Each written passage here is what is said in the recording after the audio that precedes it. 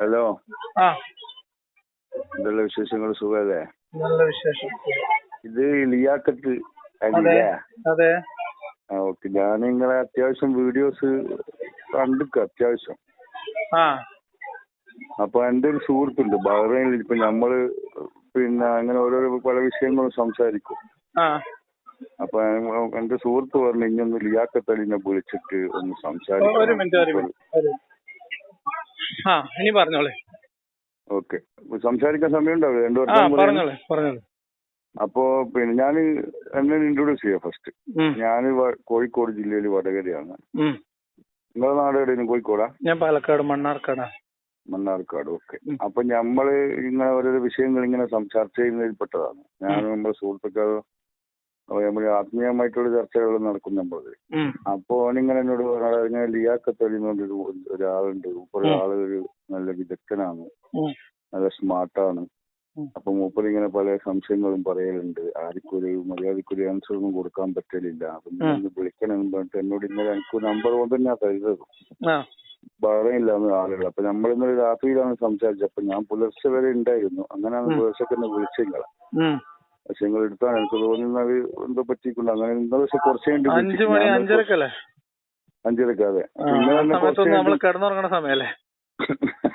അതെ.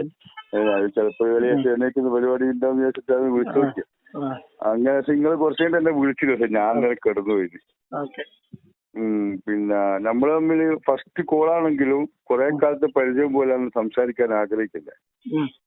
പിന്നെ അത് നിങ്ങളെ വീഡിയോസ് എല്ലാം കണ്ടിട്ടുള്ള ഒരു പരിചയമാണ്.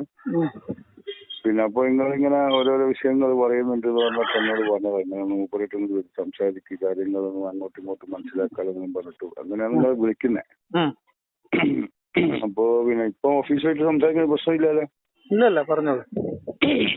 അപ്പൊ നിങ്ങൾ ഇങ്ങനെ പറയുന്നെന്ന് പറഞ്ഞു കഴിഞ്ഞാല് ദൈവം ഇല്ല എന്നൊക്കെ പലതും പറയുന്നതല്ലേ പറഞ്ഞേ? നിങ്ങൾ പിന്നെ ആദ്യം മറ്റേ EK സംഘടനയിൽ പഠിക്കുകയും പഠിക്കുകയും ചെയ്തിട്ടുണ്ടായിരുന്നതാവും പറഞ്ഞു. അപ്പൊ മുമ്പോട് ഇങ്ങനെ സംസാരിച്ചിട്ട് എന്തെല്ലാം വിവരങ്ങളൊന്നും അറിയാം അങ്ങോട്ടും ഇങ്ങോട്ടും പറഞ്ഞുകൊണ്ട് നിങ്ങൾ വിളിച്ചേ. അപ്പൊ എനിക്ക് പ്രത്യേകിച്ച് നിങ്ങളോടൊന്നും പറയാനും അങ്ങനെ പ്രത്യേകിച്ച് ചോദിക്കാനൊന്നും ഇല്ല. എന്നാലും ഒരു ഡിസ്കഷൻ ആക്കാന്നൊരു തോന്നല്. പിന്നെ നിങ്ങള് ലിയാക്കത്ത് അലി എന്ത് വർക്ക് ചെയ്യുന്നില്ല നിങ്ങള്? അല്ല, പ്രത്യേകിച്ച് എന്തെങ്കിലും ഞാൻ വെറുതെ ചോദിക്കുന്നതാണ്. എന്തെങ്കിലും ഒരു ടോപ്പിക് വേണ്ടെന്ന് വിചാരിച്ചിട്ട്. ഞാൻ ദുബൈയിലായിരുന്നു. ഞാനിപ്പം വന്നിട്ട് കുറച്ചായി, ഒരു കൊല്ലത്തിന്റെ മേലെയായി. പക്ഷെ ഇടയ്ക്ക് ഇങ്ങനെ പോകും വരും, അങ്ങനെയാണുള്ളത്. നിങ്ങൾ എന്ത് ചെയ്യുന്നുണ്ടാവൂലേ? ഉണ്ടല്ലേ? ഓക്കെ. പിന്നെ വേറെന്തെല്ലാം വിശേഷങ്ങള്? വേറെന്താ വിശേഷം? പറയാനുള്ള പോയിന്റുകളിലേക്ക് വന്നോളി. നേരെ നമുക്ക് സമയം കളയണ്ടല്ലേ? അല്ല, പോയിന്റ് ഒന്നും ഇല്ല. ഞാൻ ഇങ്ങനെ ദൈവം ഇല്ല എന്നൊക്കെ പറയുന്ന നേരം ഇങ്ങനെ അങ്ങനെ നിങ്ങൾ വെറുതെ പറയുന്നതാണോ? വെറുതെ പറഞ്ഞല്ലോ, ദൈവം ഉണ്ടെന്ന് നമുക്ക് ബോധ്യമില്ല. അങ്ങനെയാന്ന് പറയുന്നല്ലേ? അങ്ങനെ തന്നെയല്ലേ എല്ലാവർക്കും പറയാൻ പറ്റുള്ളൂ. അത് തീർച്ചയായിട്ടും. കാരണം എന്ന് പറഞ്ഞാല് പിന്നെ എല്ലാ കമ്മ്യൂണിറ്റികളും മനുഷ്യന്റെ നന്മക്ക് വേണ്ടിയാണ് പ്രവർത്തിക്കേണ്ടത്. പക്ഷെ ഇവിടെ ഓരോരുത്തരുടെ സ്വാർത്ഥതയും കൊണ്ടാണ് മുന്നോട്ട് പോകുന്നത് നമ്മൾ കാണുന്നത്. അങ്ങനെ വരുമ്പോൾ നമുക്ക് അങ്ങനെ തോന്നിപ്പോവും അല്ലേ? നമ്മളെ കണ്ടെത്തൽ എന്താ പറയുക നിങ്ങള്? നമ്മളെ കണ്ടെത്തൽ എന്ന് പറഞ്ഞു കഴിഞ്ഞാല് ഓരോ മനുഷ്യനിലും പ്രവർത്തിക്കുന്നത് ദൈവം തന്നെയാണ്. ആത്മാവ് എന്ന് പറയുന്ന ആ സോഴ്സ്. അപ്പൊ പിന്നെ ദൈവം എന്ന് പറയുന്ന കൺസെപ്റ്റിന് വേറെ പ്രത്യേകിച്ച് അർത്ഥമൊന്നുമില്ലല്ലോ? ഉണ്ട്, അർത്ഥമുണ്ട്. നമ്മളെ ഓരോ മനുഷ്യനിലും വ്യത്യസ്തമായ രീതിയിൽ പ്രവർത്തിക്കുന്ന എന്തോ അതാണ് ദൈവമെങ്കിൽ പിന്നെ ദൈവത്തിന് എന്ത് പ്രസക്തി? ദൈവം എന്ന് പറയുന്നത് ഒരു ഇൻഡിവിജ്വൽ എൻറ്റിറ്റി, വേറൊരു സാധനം ഒന്നും അല്ലല്ലോ. അല്ല, വേറൊരു സാധനമല്ല, എനർജി തന്നെയാണ് ശരിക്കും. പക്ഷെ അതിന്റെ രൂപങ്ങൾ നമുക്ക് ഈ കണ്ണിൽ കാണണമെങ്കിൽ നമ്മൾ ഈ വേൾഡിനെ മൊത്തം, അതൊക്കെ നിങ്ങളുടെ സങ്കല്പല്ലേ? ദൈവത്തെ കുറിച്ചുള്ള നിങ്ങളുടെ കാഴ്ചപ്പാടല്ലേ? അങ്ങനെ പല ആൾക്കാർക്ക് പല കാഴ്ചപ്പാടുകളുണ്ട്. അതിലൊന്നും നമ്മൾ തർക്കിക്കേണ്ട കാര്യമില്ല. പക്ഷെ അതിന് പകരം പിന്നെ ദൈവത്തിന്റെ പേരില് ആളുകൾ സംഘടിക്കുകയും ഒരു പർട്ടിക്കുലർ ദൈവവുമായി ബന്ധപ്പെടുത്തിയിട്ട് ചില ആചാരാനുഷ്ഠാനങ്ങൾ ഉണ്ടാക്കുകയും അത് കഴിഞ്ഞിട്ട് അതിനൊരു മതരൂപം പൂണ്ടുവരികയും പിന്നീട് അത് രാഷ്ട്രീയ അധികാരമാവുകയും മറ്റു മനുഷ്യരുടെയും ജീവിതത്തിൽ ഇടപെടുകയൊക്കെ ചെയ്യുമ്പോഴേ അതത്ര നിഷ്കളങ്കമായ ഒരു സാധനം. നിങ്ങളിപ്പോ ചിന്തിക്കുന്ന പോലത്തെ നിങ്ങളെ ഭാവനയിൽ നിങ്ങൾക്ക് തോന്നുന്ന ഒരു ദൈവചിന്ത അല്ല അത്. അത് ഭീകരമായ ഒരു പ്രശ്നമാണ്. മനുഷ്യത്വത്തിനെതിരായിട്ടുള്ള ഒരു വലിയ പ്രശ്നമായിട്ടാണ് നിൽക്കുക. അവിടെയാണ് ഇതിന്റെ വിഷയം കംപ്ലീറ്റ് ഇരിക്കുന്നത്. കാരണം എന്ന് പറഞ്ഞാല് മനുഷ്യർ എങ്ങനെ ഇവിടെ ജീവിക്കണം, എല്ലാ വിഷയങ്ങളും എല്ലാ ദൈവങ്ങളും മനുഷ്യരുടെ നന്മക്ക് വേണ്ടിയാണ് എന്നുള്ളിടത്തേക്ക് എല്ലാവരും, അല്ലെങ്കിൽ ആരാണ് അങ്ങനെ നമ്മൾ കാണുന്നുമില്ല. അങ്ങനെ ചരിത്രത്തിൽ സംഭവിച്ചതായിട്ട് അറിവുമില്ല. എങ്ങനെ ഏതെങ്കിലും മതങ്ങളെല്ലാവരും മനുഷ്യരുടെ പൊതുവായ നന്മയ്ക്ക് വേണ്ടിയിട്ട് നിലനിൽക്കുന്നതായിട്ടും അല്ല നമ്മൾ കാണുന്നത്. മതങ്ങളും ദൈവങ്ങളും ഒക്കെ എല്ലാ കാലത്തും രൂപപ്പെട്ടു വരുന്നത് ആ മതത്തിന്റെ ആ കാലഘട്ടത്തിൽ ആ മതം രൂപീകരിക്കുകയോ അല്ലെങ്കിൽ അതിന്റെ പ്രയോക്താക്കളാവുകയോ ചെയ്യുന്ന ആളുകളിൽ അതിന്റെ നേതൃത്വത്തിൽ ഇരിക്കുന്നവർ രാഷ്ട്രീയമാവാം, അല്ലാതെ ആവാം, ആത്മീയമാവാം, അവരുടെ ആവശ്യങ്ങൾക്ക് വേണ്ടിയിട്ട് അവരവരുടെ, ഇപ്പൊ നിങ്ങളുടെ ദൈവത്തിനെ കുറിച്ച് പറയുന്ന പോലെ അവരവരുടെ ദൈവത്തെ കുറിച്ച് പറയുന്നു. അത് പലതും നിയമമാക്കുന്നു. അത് പലതും വലിയ ജീവൻ വരെ നഷ്ടപ്പെടാവുന്ന വിശ്വാസങ്ങളാക്കി മാറ്റുന്നു. പിന്നെ വേറെ അർത്ഥമൊന്നുമില്ല. അങ്ങനെ തന്നെയുള്ള അങ്ങനെയാണ് നിലനിന്നിട്ടുള്ളൂ. പിന്നെയുള്ളത് നിങ്ങൾ പറയുന്ന പോലത്തെ ഒരു ദൈവമാണ്. ആ ദൈവത്തെ കുറിച്ച് നമുക്ക് വേറെ തർക്കവും ചർച്ചയൊന്നും ഇല്ല. ചർച്ച ചെയ്യേണ്ട കാര്യമില്ല. അത് ഓരോ ആളുകൾക്കും ഓരോരോ തോന്നലാണ് ദൈവത്തെ കുറിച്ചുള്ളത്. അങ്ങനെ അത് പിന്നെ അതിൽ കാര്യമില്ല. അതിൽ പിന്നെ ചർച്ചയ്ക്കൊന്നും പ്രസക്തിയില്ല. അങ്ങനെ ഓരോ ആളുകൾക്ക് അവരവരുടേതായിട്ടുള്ള രീതിയിൽ മറ്റു മനുഷ്യനെ ഉപദ്രവിക്കാത്ത രീതിയിൽ ദൈവത്തെ കുറിച്ചുള്ള സങ്കല്പങ്ങളോ കാഴ്ചപ്പാടുണ്ടാവുന്നതിലൊന്നും വലിയ തെറ്റൊന്നുമില്ല. അതിനെ കുറിച്ചൊന്നും നമുക്ക് അഭിപ്രായമില്ല. എന്നെ സംബന്ധിച്ച് ഞാൻ അത്രയും ഏതെങ്കിലും ഒരു ദൈവം എന്ന് പറയപ്പെടുന്ന തരത്തിലുള്ള ഒരു കൺസെപ്റ്റ് വിശ്വസിക്കുന്ന ആളല്ല. അത്രേ ഉള്ളൂ. അത് അത് ഓരോ ആളുകളുടെ ചോയ്സ് ആണല്ലോ. ഇപ്പൊ നിങ്ങള് സങ്കല്പിക്കുന്ന ദൈവമായിരിക്കൂല വേറൊരു നിങ്ങളെ തൊട്ട അയലോക്കത്തുള്ള വേറൊരാളോട് ചോദിച്ചാണ്ടാവുക. അയാളെ ദൈവത്തെ കുറിച്ചുള്ള ആട്രിബ്യൂട്ട്സ് വേറെ ആയിരിക്കും. ഓരോ ഇൻഡിവിജ്വലിന്റെ ചിന്തയിൽ വരുന്നതാണ്. അല്ല, ശരിക്കും എന്താ ചെയ്തെന്ന് പറഞ്ഞാൽ ഓരോരുത്തരും ഓരോരോ ദൈവങ്ങൾ ഉണ്ടാക്കി അവരെ ധരിക്കുന്ന കൺസെപ്റ്റില്. അങ്ങനെ ഓരോ ആളുകൾക്ക് ഓരോ ദൈവങ്ങൾ ഉണ്ടായിരുന്നു. ആ ദൈവങ്ങളെ ഒരാളുടെ ദൈവം അല്ലെങ്കിൽ ഒരാളുടെ സങ്കല്പത്തിലെ ദൈവം അത് മാത്രമാണ് ശരിക്കുള്ള ദൈവം എന്ന് പറഞ്ഞിട്ട് ആളുകളെ സംഘടിപ്പിക്കുകയും അതിനുവേണ്ടി പിന്നെ അവരുടേതായിരിക്കുന്ന കാര്യങ്ങളിൽ കൊണ്ടുപോവുകയും ചെയ്തു. അതിന്റെ മെയിൻ വിഷയം എന്ന് പറയുന്നത് അങ്ങനെയാണ് ഇസ്ലാം ഒക്കെ ഉണ്ടായിരുന്നത്. എല്ലാ മതങ്ങളും ഓൾമോസ്റ്റ് ഇപ്പൊ ഇന്ന് നിലനിൽക്കുന്ന മതങ്ങളൊക്കെ അങ്ങനെ തന്നെയാണ്. മതങ്ങൾ എന്ന രീതിയിൽ രൂപം കൊണ്ടിട്ടുള്ളതെല്ലാം അങ്ങനെ തന്നെയാണ്. അതെ, മതങ്ങൾ ഇപ്പൊ നമ്മള് ബുദ്ധമതം പോലും ആ ഒരു രൂപം പൂണ്ടുവരുന്നതായിട്ട് നമ്മൾ കാണുന്നുണ്ട്. അല്ല, അതായത് മതം എന്ന് പറയുന്ന അണികളാണ്, മനുഷ്യരുടെ അറിവുകളാണ്. ശരിക്കുള്ള ഒറിജിനാലിറ്റിയിലേക്ക് മനുഷ്യർ ആ അറിവിലേക്ക് എത്താത്തത് കൊണ്ടാണ് ഈ വിഷയം കംപ്ലീറ്റ് വരുന്നത്. ആ ഒറിജിനാലിറ്റിയിലേക്ക് എത്തുന്നേരം നിങ്ങൾക്കും എനിക്കും വ്യത്യാസമായിരിക്കും അല്ല, അതെ വ്യത്യാസമായിരിക്കും. പക്ഷെങ്കിൽ അത് നമ്മൾ സംസാരിച്ചുകൊണ്ടിരിക്കുമ്പോ അതിന്റെ ഒറിജിനലിലേക്ക് വരാൻ പറ്റില്ല. നിങ്ങൾക്ക് നിങ്ങളുടെ ആശയം പറയാം, എനിക്ക് എന്റെ ആശയം പറയാം, അത്രേ ഉള്ളൂ. നിങ്ങളുടെ ആശയം എനിക്കോ എന്റെ ആശയം നിങ്ങൾക്കോ പൂർണ്ണമായിട്ട് അംഗീകരിക്കാനോ ഉൾക്കൊള്ളാനോ കഴിഞ്ഞോളൂ. നിങ്ങളുടെ ആശയം ഞാൻ ഫുള്ള് അംഗീകരിക്കും. അത് അതിലൊരു സംശയം. എന്നെ സംബന്ധിച്ച് എന്റെ ആശയങ്ങളില് ദൈവം എന്ന് പറഞ്ഞ സങ്കല്പം വരുന്നില്ല. അതായത് അഭൗതികമായിട്ടുള്ള ഒന്നും കടന്നു വരുന്നില്ല. ഭൗതികമായിട്ടുള്ള നമ്മള് ജീവിക്കുന്ന യാഥാർത്ഥ്യം ഉണ്ടല്ലോ, വർത്തമാനകാല ജീവിത യാഥാർത്ഥ്യത്തോടാണ് ഞാൻ സംസാരിക്കുന്നത്. അതിനെ കുറിച്ചാണ് ഞാൻ സംസാരിക്കുന്നത്. പ്രത്യേകിച്ച് റോളൊന്നുമില്ല. ഇല്ല, ദൈവം അവിടെ വേറെ നിൽക്കട്ടെ. പക്ഷെങ്കിൽ നമ്മളെല്ലാവരും മനുഷ്യരായി ജീവിക്കുക, സന്തോഷാനന്ദകരമായിട്ട് ജീവിക്കുക എന്നുള്ള കൺസെപ്റ്റിലേക്ക് എത്തണ്ടേ? അതിന് ഏറ്റവും വലിയ തടസ്സം മതങ്ങളാണ്. അത് മതം ശരിക്കും പറഞ്ഞാൽ ഞാനും പറയുന്നത് അത് തന്നെയാണ്. മതം എന്ന് പറയുന്ന കൺസെപ്റ്റ് മാറ്റി നിർത്തിയിട്ട് വിഭാഗീയത എന്ന് പറയുന്ന സംഭവം ഉണ്ടാവാൻ പാടില്ല. മതങ്ങൾ മാറ്റി നിർത്തിയ പിന്നെ ദൈവം ഇല്ല, അതാണ് പ്രശ്നം. ഇപ്പൊ നമ്മള് പല ആളുകളും നിങ്ങളെ പോലെ ചിന്തിക്കുന്ന ഒരുപാട് പേരെ ഞാൻ കണ്ടിട്ടുണ്ട്. അപ്പൊ അവരോടൊക്കെ സംസാരിക്കുമ്പോ അവരൊക്കെ സങ്കല്പിക്കുന്നത് ഒരു ദൈവം, ആ ദൈവം മതാതീതനായ ഒരു ദൈവത്തെ കുറിച്ചാണ്. അതായത് മതമൊന്നുമില്ല, എന്നാൽ ഈ പ്രപഞ്ച പ്രതിഭാസങ്ങളുടെ പിന്നിലെ ചൈതന്യമായിട്ട് വിളങ്ങി നിൽക്കുന്ന ഒരു ശക്തി, ഒരു എനർജി, അതാണ് ദൈവമായിട്ട് കാണുന്നത്. അങ്ങനെ ഒരു ദൈവത്തിന് സ്വന്തം നിലക്ക് നിലനിൽപ്പില്ല. അത് ഓരോ ഇൻഡിവിജ്വൽസിന്റെ ചിന്തയാണ്.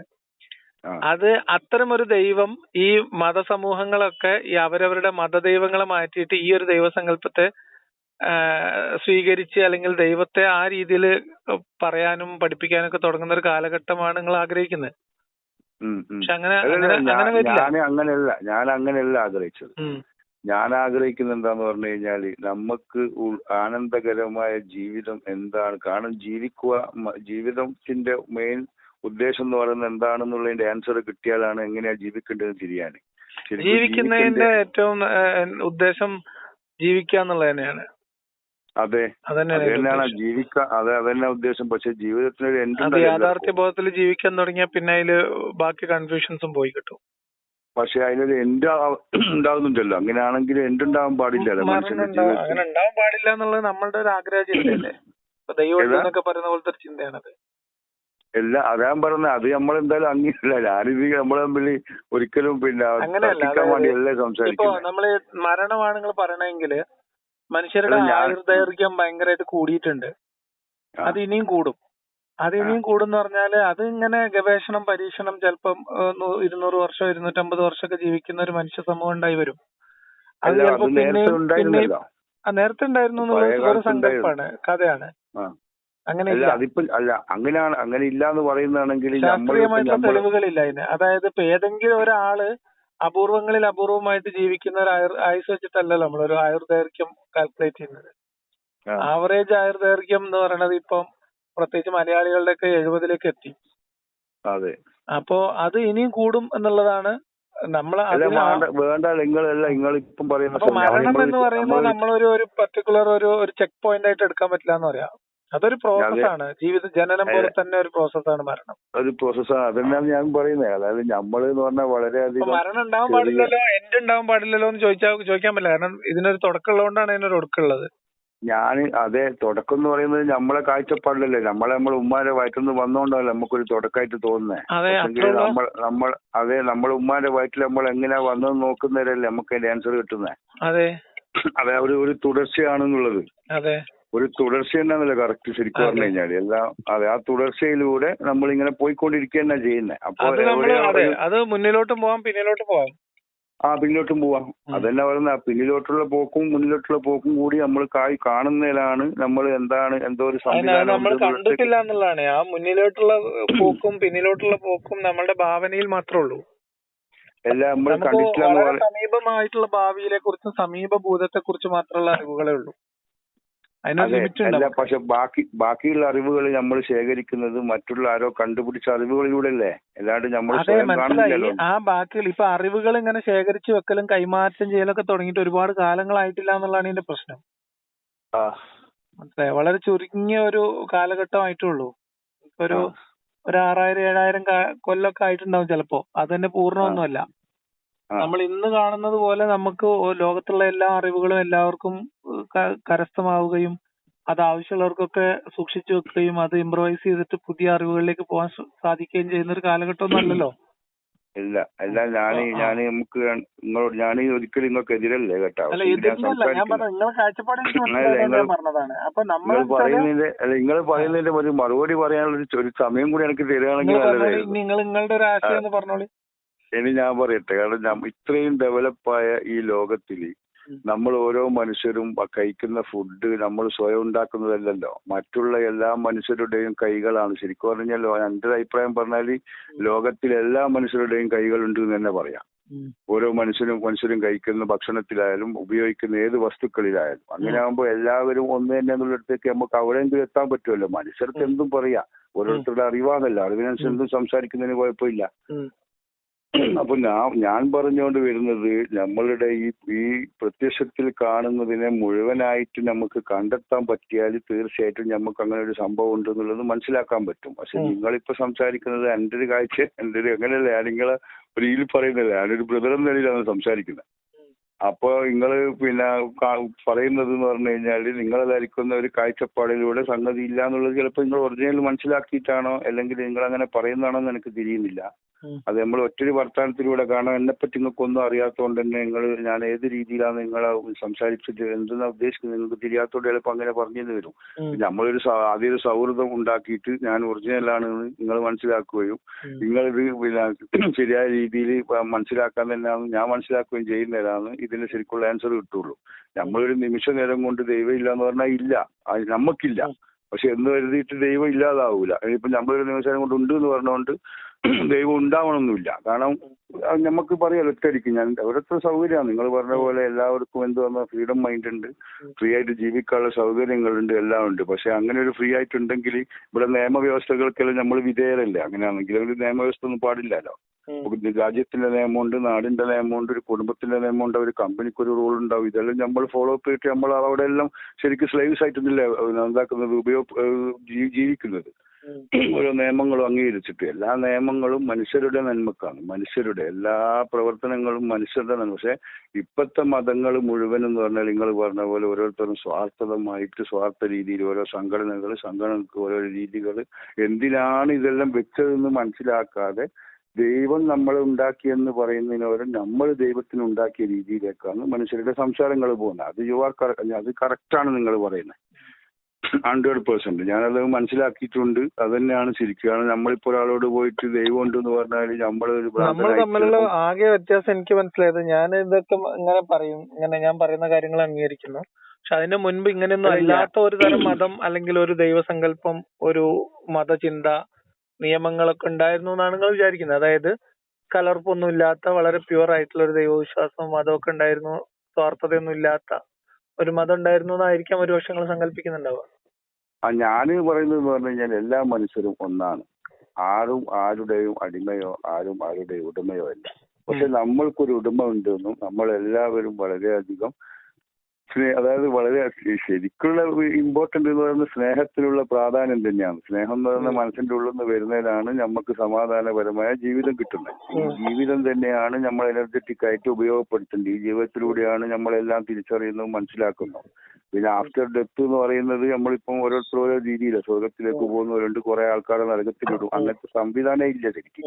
അപ്പൊ അതെല്ലാം അറിവിന്റെ പ്രശ്നങ്ങളാണ്. അറിവിലൂടെ അറിവ് ആയിട്ട് മെനക്കേട്ട് ഇറങ്ങുന്നേരം അത് കിട്ടും. അല്ലെങ്കിൽ നമ്മളിപ്പം തൽക്കാലം നിങ്ങളെ കൺസെപ്റ്റിലൂടെ നിങ്ങൾ യാത്ര ചെയ്യും. എങ്ങനെ പോയാലും ഒരേ സ്ഥലത്തേക്ക് തന്നെയാണ് പോകുന്നത്. എല്ലാവരും ഒരു പോയിന്റ് ഓഫ് വ്യൂവിലേക്കാണ് എത്തുന്നത്. അതിപ്പോ നമ്മൾ എങ്ങനെ സംസാരിക്കാം? നമ്മളെ സംസാരത്തിന് എന്തില്ല, നമ്മൾ വിചാരിക്കുന്ന നമുക്ക് എന്തും സംസാരിക്കാം. നമ്മളെ സംസാരത്തിന് പോലും ലിമിറ്റേഷൻ ഉണ്ട്. അതിന്റെ അപ്പുറമുള്ള സംസാരവും ഇല്ല, വാക്കുകളും ഇല്ല, ഒരു സാധനത്തിന് പേരുകൾ പോലും ഇല്ല. കാരണം ഒരേ സാധനത്തിന് പല പേരിലല്ലേ എല്ലായിടത്തും അറിയപ്പെടുന്നത്. അങ്ങനെ നോക്കിയാൽ തന്നെ നമുക്ക് മനസ്സിലാവുമല്ലോ. നമ്മൾ മലയാളത്തിൽ വെള്ളം എന്ന് പറയുന്നത് തമിഴിലേക്ക് എത്തുമ്പോൾ അതിന് നീരായി, ഹിന്ദിയിലേക്ക് എത്തുമ്പോൾ അത് പാനിയാവും. ഓരോരോ അങ്ങനെ തന്നെ എല്ലാ സാധനത്തിനും വരുന്നത്. പക്ഷെ എല്ലാം സംഗതി സെയിമാണെന്ന് മാത്രം.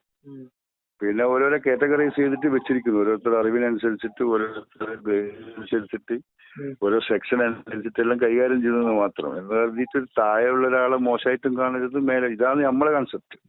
എല്ലാവരും സമന്മാര് തന്നെയാണ്. പിന്നെ ബാക്കിയെല്ലാം ഒരുപാട് നമ്മൾ ശാരീരികമായ വൃത്തിയുടെയും മറ്റെന്താ പറയാ, ശാരീരികമായ വൃത്തി, മാനസികമായ വൃത്തി, എന്താ വെറുതെ പറയാൻ ഭൗതികമായ വൃത്തികൾ, ഇതെല്ലാം തന്നെ പഠിപ്പിക്കുന്നത് എല്ലാവരും എല്ലാ സ്കൂളും മതങ്ങളും അല്ല, എല്ലാ സ്കൂളുകളും എല്ലാ അറിവുകളും പഠിപ്പിക്കുന്ന എല്ലാം മനുഷ്യരുടെ നന്മ തന്നെയാണ്. ജീവിക്കേണ്ടത് എങ്ങനെയാണ്, ജീവിക്കാൻ വേണ്ടി എന്തൊക്കെയാണ് വേണ്ടത്, ഇതൊക്കെ ഞാൻ നിങ്ങളെ പഠിപ്പിക്കാനല്ലേ സംസാരിക്കുന്നത്. ഞാൻ എന്നോട് തന്നെ പറയുന്നതാണ്. നിങ്ങളോട് ഫോണിൽ പോയി പറയുന്നത് നിങ്ങൾക്ക് എടുക്കാതെ നിങ്ങളെ ഇഷ്ടമാണ്.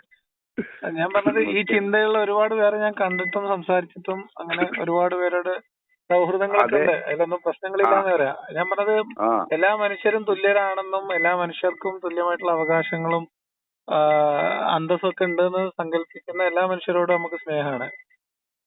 അതിന് നിങ്ങൾ എന്ത് കാരണം കണ്ടെത്തുന്നു, അല്ലെങ്കിൽ എന്ത് കാരണം കൊണ്ട് അങ്ങനെ ആവുന്നു എന്നുള്ളത് വ്യത്യസ്തമായിരിക്കാം. അത് കുഴപ്പമില്ല. അല്ല, നമുക്കിപ്പോ എന്ന് പറഞ്ഞാൽ ഈ മതം കൊണ്ട് ഇപ്പൊ നമ്മളിപ്പോ ഒരു എക്സാമ്പിൾ പറയും. ഇപ്പൊ ഇവിടെ ഉള്ള ഹിന്ദു മതം എന്ന് പറയുന്നത്, ഞാൻ എന്റെ വീടിന്റെ അടുത്തൊരു അമ്പലമുണ്ട്. ഞാൻ പറയട്ടെ, 2 വർത്തമാനം പറഞ്ഞോട്ടെ, ബുദ്ധിമുട്ടില്ലാലോ. പിന്നെ അപ്പൊ ഇവരിന് ഞാൻ കണ്ട ഒരു മോശം എന്താന്ന് പറഞ്ഞു കഴിഞ്ഞാൽ മൂത്രമൊഴിച്ചാൽ മലയാളിക്കൂല എന്നുള്ളതാണ്.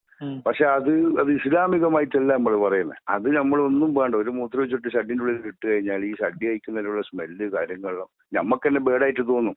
എന്തുകൊണ്ടാണ് ചിലപ്പോൾ ചിലപ്പോൾ തിരിയൂല. അപ്പൊ അത് വൃത്തിയാണല്ലോ ഒരു മനുഷ്യന്റെ എല്ലാ സംഗതികളും. മൂത്രമൊഴിക്കുമ്പോ വെള്ളത്തും കൊണ്ട് കഴുകണത് വേറെ കുറെ ആരോഗ്യ പ്രശ്നം ഉണ്ടാക്കുന്നതാണ് എന്നെ മനസ്സിലാക്കുന്നത്. എങ്ങനെ ഓരോ തവണ മൂത്രമൊഴിക്കുമ്പോഴേ വെള്ളം ഉപയോഗിച്ച് കഴുകണതേ മറ്റു പല ആരോഗ്യ പ്രശ്നങ്ങളും ഉണ്ടാക്കും എന്നാണ് എന്റെ മനസ്സിലാക്കുന്നത്. കഴുകേണ്ടത് ഓരോ ആളുകളുടെ ഹൈജീനുമായിട്ട് ബന്ധപ്പെട്ട ഓരോ ആളുകളുടെ രീതികൾക്ക് മൂത്രമൊഴിച്ചാൽ കഴുകുന്ന എന്തോ മഹാസംഭവമാണെന്ന് പറയണതിൽ അർത്ഥമില്ല എന്ന് പറയാം. ഞാൻ മഹാസംഭവം എന്നല്ല പറഞ്ഞു വന്നത്. അല്ലാതെ ഹൈജീനുമായിട്ട് ബന്ധപ്പെടുത്തേണ്ടതില്ല അർത്ഥമല്ലാന്ന് പറയാം. അതപ്പോ എങ്ങനെ മൂത്രം ഒഴിക്കുന്നു, എത്രത്തോളം ഒഴിക്കുന്നു, അത് ഡ്രസ്സിലാവുന്നുണ്ടോ ഇല്ല എന്നുള്ള കാര്യങ്ങളാണ്. അതല്ലാത്ത രീതിയിൽ ഇപ്പൊ നമ്മൾ ആളുകൾ മൂത്രം ഒഴിച്ചിട്ട് ഓരോ തവണയും വെള്ളം ഉപയോഗിച്ച് കഴുകുന്നത് അത് കൂടുതൽ ആരോഗ്യ പ്രശ്നം ഉണ്ടാക്കുന്നതാണ് എന്റെ മനസ്സിലാക്കല്. നിങ്ങളെ മനസ്സിലാക്കലും ഒക്കെ ഞാൻ തെറ്റാണെന്ന് പറയുന്നില്ല. പക്ഷെ നമ്മളെ കാഴ്ചയിലൂടെ നമ്മൾ നോക്കി കാണുന്നതാണെങ്കിൽ ഇപ്പൊ ഒരാളിപ്പോ നിന്ന് മൂത്രയിക്കുന്നു ഏതെങ്കിലും പബ്ലിക് ഏരിയയിൽ, ആ സമയത്ത് നമ്മളെ ഡ്രസ്സിലേക്കെല്ലാം എന്തായാലും ഇത് സ്പ്രെഡ് ചെയ്യാൻ ചാൻസുകളാണ്. ഈ ഒരു നമുക്കിപ്പോ എന്തും പറയാലോ, എന്തും ആർക്കും പറയാം. കാരണം നമ്മളുടേതായിട്ടുള്ള നമ്മൾ പരിശീലിച്ച കുറെ നിയമങ്ങൾക്ക് നമ്മളുടേതായിട്ടുള്ള ചില ന്യായങ്ങൾ കണ്ടെത്തുന്ന രണ്ട് കാര്യങ്ങളാണ്. ഒന്ന്, ഈ മുസ്ലിങ്ങളും എല്ലാവരും മൂത്രമൊഴിച്ചാൽ തീരെ കഴുകാത്തവരാണെന്നുള്ള ഒരു അഭിപ്രായം എനിക്കില്ല. ഒന്നാമത് എല്ലാ മുസ്ലിങ്ങളും മൂത്രമൊഴിച്ചാൽ കഴുകുന്ന അഭിപ്രായം ഞാൻ അമുസ്ലിങ്ങളായിട്ട് കണ്ട് എന്നല്ല നിങ്ങളോട് പറയുന്നത്. ഞാൻ കോമൺ ആയിട്ട് ഓരോരോ വൃത്തിയുടെ കാര്യങ്ങൾ പറഞ്ഞ സംഗതികളെ കുറിച്ച് പറഞ്ഞേ ഉള്ളൂ, അല്ലാണ്ട് ഒരു വ്യക്തിനല്ല ഞാൻ ഉദ്ദേശിക്കുന്നത്. അപ്പൊ അതേപോലെ നോക്കുമ്പോൾ ഓരോരോ സൗകര്യങ്ങളും, കാരണം ഒന്നും വേണ്ടല്ലോ. നമുക്കിപ്പോ ആലോചിക്കാം, ഏതൊരു മനുഷ്യനിക്കും അവരുടെ ഫാമിലി എന്ന് പറയുന്നത് ഇമ്പോർട്ടന്റ് ആയിരിക്കുമല്ലോ. എന്റെ ഭാര്യ, എന്റെ മക്കളും. എന്റെ ഭാര്യനെ വേറൊരാൾ നോക്കുന്നത് എനിക്ക് ഇഷ്ടാവൂലല്ലോ, സ്വാഭാവികമല്ലോ എന്തായാലും. എന്നാൽ ഞാൻ നേരെ മറിച്ച് വേറൊരുത്തിന്റെ ഭാര്യനെ നോക്കുമ്പോൾ എനിക്കത് ഭയങ്കര ഇഷ്ടമായിട്ടില്ല തോന്നുന്നേ. അയാൾക്കും ഇല്ലേ ഒരു ഭർത്താവ്, അയാൾക്കും ഇല്ലേ ആ പെണ്ണിനും ഒരു കുടുംബം ഇല്ലേ. നമ്മൾ എന്തുകൊണ്ട് അതിൽ എത്തി നോക്കാൻ പാടുണ്ടോ? തെറ്റല്ലേ എന്നുള്ളൊരു ബോധം നമ്മൾ ഓരോരുത്തരിലാണ് വരേണ്ടതെന്ന് ഞാൻ പറഞ്ഞുകൊണ്ട് വരുന്നത്.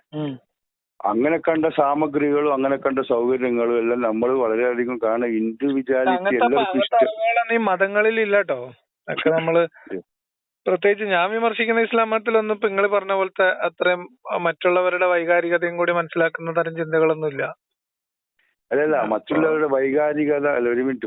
നിങ്ങൾ ഈ പറഞ്ഞ പർട്ടിക്കുലർ ആയത്ത് തന്നെ ആണെങ്കിൽ ഇപ്പൊ നമ്മള് സൂറത്ത് നിസായിൽ 24-ാമത്തെ വചനം എടുത്തു കഴിഞ്ഞാൽ നമ്മൾ ഞെട്ടിപ്പോകും.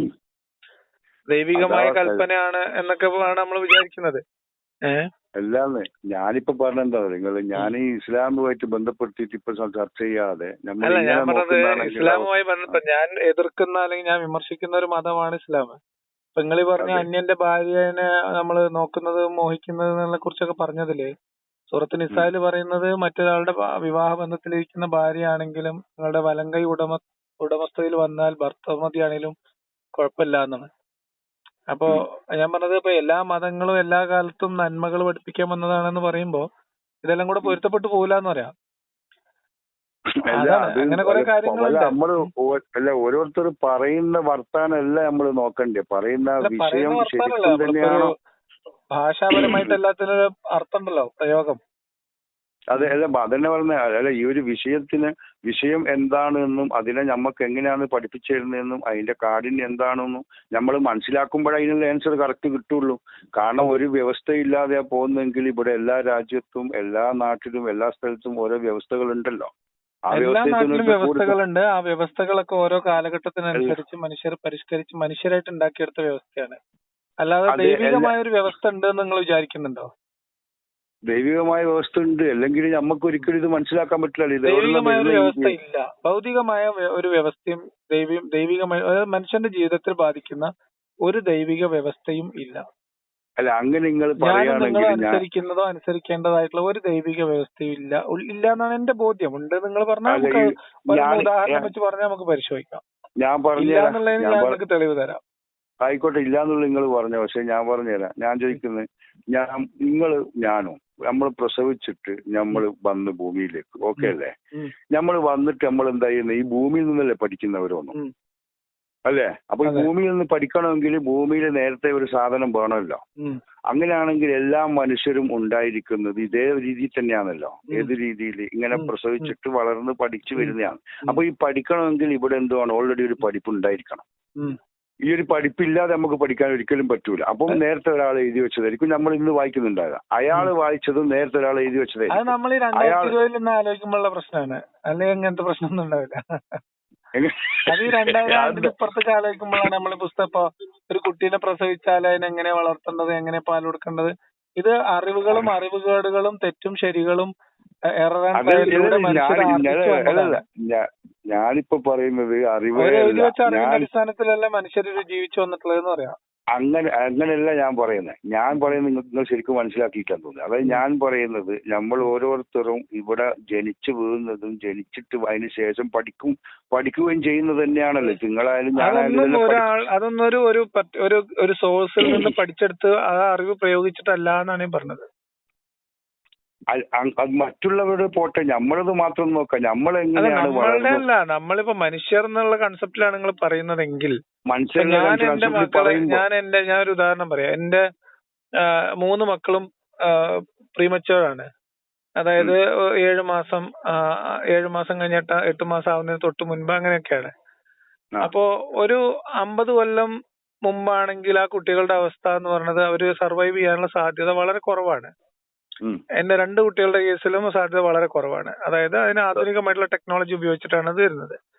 അപ്പൊ ആ കാലത്ത് ഇത് ഞാൻ അംഗീകരിക്കൂല. നിങ്ങൾ അംഗീകരിക്കണ്ട, ഞാൻ പറഞ്ഞുതരാം. അപ്പൊ എന്നോട് വിശ്വാസമായിട്ടുള്ള ഒരാൾ പറഞ്ഞത് ദൈവം ആയുസ് നൽകിയിട്ടുണ്ടെങ്കിൽ നമ്മൾ ഇതൊന്നും ചെയ്യേണ്ട കാര്യമില്ല എന്നുള്ളതാണ്. മനസ്സിലായോ? ഇതൊരു അറിവല്ല, ഇതൊരു അബദ്ധവും അന്ധവിശ്വാസവും അപകടകരമായിട്ടുള്ള ഒരു ചിന്തയാണ്. പക്ഷെ നമുക്കറിയാം എങ്ങനെയാണ് ഈ പ്രിമച്വർ ബേബീസ് ഉണ്ടാവുന്ന സമയത്ത് അവർക്ക് എന്തൊക്കെ തരത്തിലുള്ള കാര്യങ്ങളാണ് കൊടുക്കേണ്ടത്. അതെല്ലാം ഇത് കറക്കി കുത്തുന്നൊന്നുമല്ലല്ലോ. അപ്പൊ അതിന് വളരെ ക്ലിയർ ആയിട്ടുള്ള വളരെ പഠിച്ച് പരീക്ഷിച്ച് വിജയിച്ച മെത്തേഡ് വെച്ചിട്ടാണ് കുട്ടികളെ വളർത്തിക്കൊണ്ടിരുന്നത്. എന്റെ എന്റെ ഇളയ മോന് 23 ദിവസം ഇൻക്യുബേഷനിലായിരുന്നു. മനസ്സിലായോ? അതായത് ഓൾമോസ്റ്റ് 1 മാസവും ചില്ലറയും കുറവായിരുന്നു അവന്. അപ്പോ അവിടുന്ന് ആ കുട്ടീനെ ബാക്കി ആ ഗർഭാവസ്ഥയിൽ എന്തൊക്കെയാണോ ആ ഒരു കുട്ടിക്ക് ഉണ്ടാവേണ്ടത് അതിന് ഭൗതികമായിട്ടുള്ള സംവിധാനങ്ങൾ ഒരുക്കുകയാണ് ചെയ്യുന്നത് മനുഷ്യർ. ആ അറിവ് എന്ന് പറഞ്ഞത് ഒരു 50 കൊല്ലം മുമ്പുള്ള അറിവല്ല. ആ അറിവ് മനുഷ്യർ ഉണ്ടാക്കിയെടുക്കുന്ന അറിവാണ്. പുതിയ കാലത്ത് പുതിയ പ്രശ്നങ്ങൾ. അതെ, മനുഷ്യർ തന്നെയാണ് ഉണ്ടാക്കിയെടുക്കുന്ന എല്ലാ അറിവുകളും. അതായത് പഴയ സംഗതിനെ ഇപ്പത്തെ ടെക്നോളജി അനുസരിച്ചിട്ട് ഇതിലൊരു പഴയ സംഗതി ഇല്ലാന്നേ ഞാൻ പറഞ്ഞതാണ്. ഇതിലൊരു പഴയ സംഗതിയില്ല. പുതിയ സംഗതികൾ, പുതിയ കണ്ടെത്തലുകൾ, അന്വേഷണങ്ങൾ, പഠനങ്ങൾ. അപ്പൊ നമ്മൾ പറഞ്ഞത് എല്ലാ മനുഷ്യരും ഒരുപോലെയല്ല ജീവിക്കുന്നതും, ഒരുപോലെയല്ല ഒരേ അറിവുകളല്ല പ്രയോഗിക്കുന്നതും. അങ്ങനെയല്ല നിങ്ങളിപ്പോ പറഞ്ഞത് ഇതിലൊരു പഴയതും ഇല്ല എന്ന് പറഞ്ഞു കഴിഞ്ഞാൽ ഇത് എഴുതി ഉണ്ടാക്കിയ ആളോട് സംസാരിച്ചാൽ മാത്രമേ മനസ്സിലാവുള്ളൂ ഇയാൾ എവിടുന്നാണ് ഇത് മനസ്സിലാക്കി എടുക്കാൻ വേണ്ടിട്ട്. അങ്ങനെ ഒരാളല്ല ഈ കാര്യങ്ങളൊന്നും ചെയ്യണം. അതാണ് ഞാൻ പറഞ്ഞത്. ഇതൊരാളോ ഇതൊക്കെ വർഷങ്ങളുടെ നീണ്ട ഗവേഷണങ്ങളും പരീക്ഷണങ്ങളും പഠനങ്ങളും അത് ഒരാളുടെ അല്ല. നമ്മൾ നേരത്തെ പറഞ്ഞതുപോലെ അറിവുകൾ ശേഖരിച്ചു വെക്കാനും അറിവുകൾ കൈമാറാനും ഒക്കെയുള്ള ഒരു സാഹചര്യം കാലഘട്ടം വന്നപ്പോഴാണ് ഈ മുന്നേറ്റമൊക്കെ ഉണ്ടാവുന്നത്. അതെ, അതുണ്ടാവൂല. അത് ഡെവലപ്പിനനുസരിച്ച് അതാ ഞാൻ പറഞ്ഞത്. അങ്ങനെ തന്നെയാണ്. അത് നമ്മൾ അങ്ങനെ പുറകോട്ട് പോകും തോറും ഇത്രയും ഈ അറിവിനേക്കാളും പരിമിതമായിട്ടുള്ള അറിവുകൾ അങ്ങനെയാണ്. നിങ്ങൾ പറയുന്നത് തന്നെയാ ഞാനും പറയുന്നത്. അതായത് മനുഷ്യൻ തന്നെയാണ് ഇത് മുഴുവനും കണ്ടെത്തുന്നതെന്നാണ് നിങ്ങൾ പറയുന്നത്. ദൈവികമായ ഒരു അറിവുണ്ടോന്ന് ആണ് ഞാൻ ചോദിക്കുന്നത്. ഇല്ലാതാണ് എന്റെ അഭിപ്രായം. അല്ല, അതിനുള്ള മറുപടി ഞാൻ പറഞ്ഞത് മനുഷ്യൻ തന്നെയാണ് എല്ലാ സംഗതികളും കാണുന്നതും കണ്ടെത്തുന്നതും എല്ലാ സംഗതി ചെയ്യുന്നതും. പക്ഷെ മനുഷ്യന്റെ ഉള്ളിലുള്ള ഈ ആത്മാവ് ആണ് ഇതിനു വേണ്ടി പ്രവർത്തിക്കുന്നത്. അത് ഞങ്ങളോട് ഫസ്റ്റിലേ പറഞ്ഞിട്ടുണ്ട്. മനുഷ്യന്റെ ഉള്ളിൽ അങ്ങനെ ഒരു ആത്മാവില്ല. ആത്മാവില്ലെങ്കിൽ നമ്മൾ മരിക്കരുതല്ലോ മോനെ. അതായത് അതുമാത്രം. കാരണം ഞാനൊരിക്കലും നിങ്ങളായിട്ട് സംസാരിച്ചിട്ട് ജയിക്കലല്ലേ ഉദ്ദേശിക്കുന്നത്. ആത്മാവെന്ന് പറഞ്ഞാൽ എന്താ നിങ്ങൾ ഉദ്ദേശിച്ചത്? ഞാൻ ചോദിക്കട്ടെ, ഇത്രയും വലിയൊരു ടെക്നോളജി ഉണ്ടെങ്കിൽ എനിക്ക് ഭയങ്കര ആഗ്രഹമുണ്ട് തീരെ മരിക്കാൻ പാടില്ല. അങ്ങനെ എന്നെ മരിപ്പിക്കാതിരിക്കാൻ. അതാണ് ഞാൻ നിങ്ങളോട് പറഞ്ഞത്. ഇത് തുടക്കത്തിൽ ഞങ്ങളോട് പറഞ്ഞു. മരണം എന്ന് പറയുന്നത് ജനനം എന്ന് പറയുന്നത് പോലെ. ഇപ്പൊ ജനനം ഒരു തുടർച്ചയാണ് നിങ്ങൾ പറയുന്നു. മരണമായ തുടർച്ചയുടെ ഒരു ഭാഗമാണ്. അത് അതേപോലെ തന്നെ ഞാനും പറയുന്നു. അതേപോലെ തന്നെ ഒരു ദൈവം ഉണ്ട് എന്നുള്ളത് ഒരു തുടർച്ചയുടെ ഭാഗമാണ്. പിന്നെ നിങ്ങൾ മരണത്തെ ഇതുമായിട്ട് കണക്ട് ചെയ്യുന്നതിൽ ഒരു അർത്ഥമല്ല. ഒന്ന്. രണ്ടാമത്തത് മരണവും ജനനവും തമ്മിൽ ഞാൻ പറയട്ടെ, മരണം എന്ന് പറയുന്നത് മനുഷ്യന്റെ ആവറേജ് ആയുസ് 30, 25, 30, 35 നിന്നും കടന്ന് 40, 50, 55 കഴിഞ്ഞ് 60, 70, 75, 80ലേക്ക് ലോകത്ത് പല പ്രദേശങ്ങളിൽ എത്തിക്കഴിഞ്ഞു. ഈ ടെക്നോളജി ഡെവലപ്പ് ചെയ്ത് അങ്ങനെ ചെയ്യാൻ പറ്റുന്നത്. അപ്പൊ അതാണ് മനുഷ്യർ ആർജിക്കുന്ന അറിവ് എന്ന് പറയുന്നത്. അങ്ങനെ പറഞ്ഞാൽ നടക്കൂല. കാരണം എന്ന് പറഞ്ഞു കഴിഞ്ഞാൽ ഇവിടെ 100 നടക്കൂല എന്ന് കാര്യമില്ല. അതാണ് യാഥാർത്ഥ്യം. യാഥാർത്ഥ്യം ഞാൻ പറഞ്ഞുതരാം. അതാ ഞാൻ പറഞ്ഞു നടക്കൂല. 100, 200, 300 കൊല്ലം ജീവിച്ചിരുന്നു എന്ന് പറയുന്നത്. ഹലോ, എന്താ കട്ടായി പോയി? അപ്പൊ 100 വയസ്സ് വരെ ഏതെങ്കിലും ഒരു ചരിത്രത്തിൽ ആരെങ്കിലും ഒരാൾ ജീവിച്ചിരുന്നോ എന്നുള്ളതല്ല. അത് അത്ഭുതകരമായിട്ടുള്ള എന്തെങ്കിലും സംഭവങ്ങളൊക്കെ സംഭവിച്ചിട്ടുണ്ടാവാം. പക്ഷെ ശരാശരി ഒരു മനുഷ്യന്റെ ആയുസ് എന്ന് പറയുന്നത് 60ലേക്കോ 70ലേക്കോ എത്തിയിട്ട് ഒരുപാട് നൂറ്റാണ്ടുകളായിട്ടില്ല. അതിപ്പോ ഇന്നത്തെ കാലഘട്ടത്തിൽ നമുക്ക് അതിനുള്ള കൃത്യമായിട്ടുള്ള തെളിവുകളും ഡാറ്റയും കയ്യിലുണ്ട്. പുരാതന കാലത്ത് ഇപ്പൊ ഒരു 500 കൊല്ലം 600 കൊല്ലം ജീവിച്ച 200 കൊല്ലം ജീവിച്ച 900 കൊല്ലം ജീവിച്ച മനുഷ്യന്മാരുടെ കഥകളിലുണ്ട്.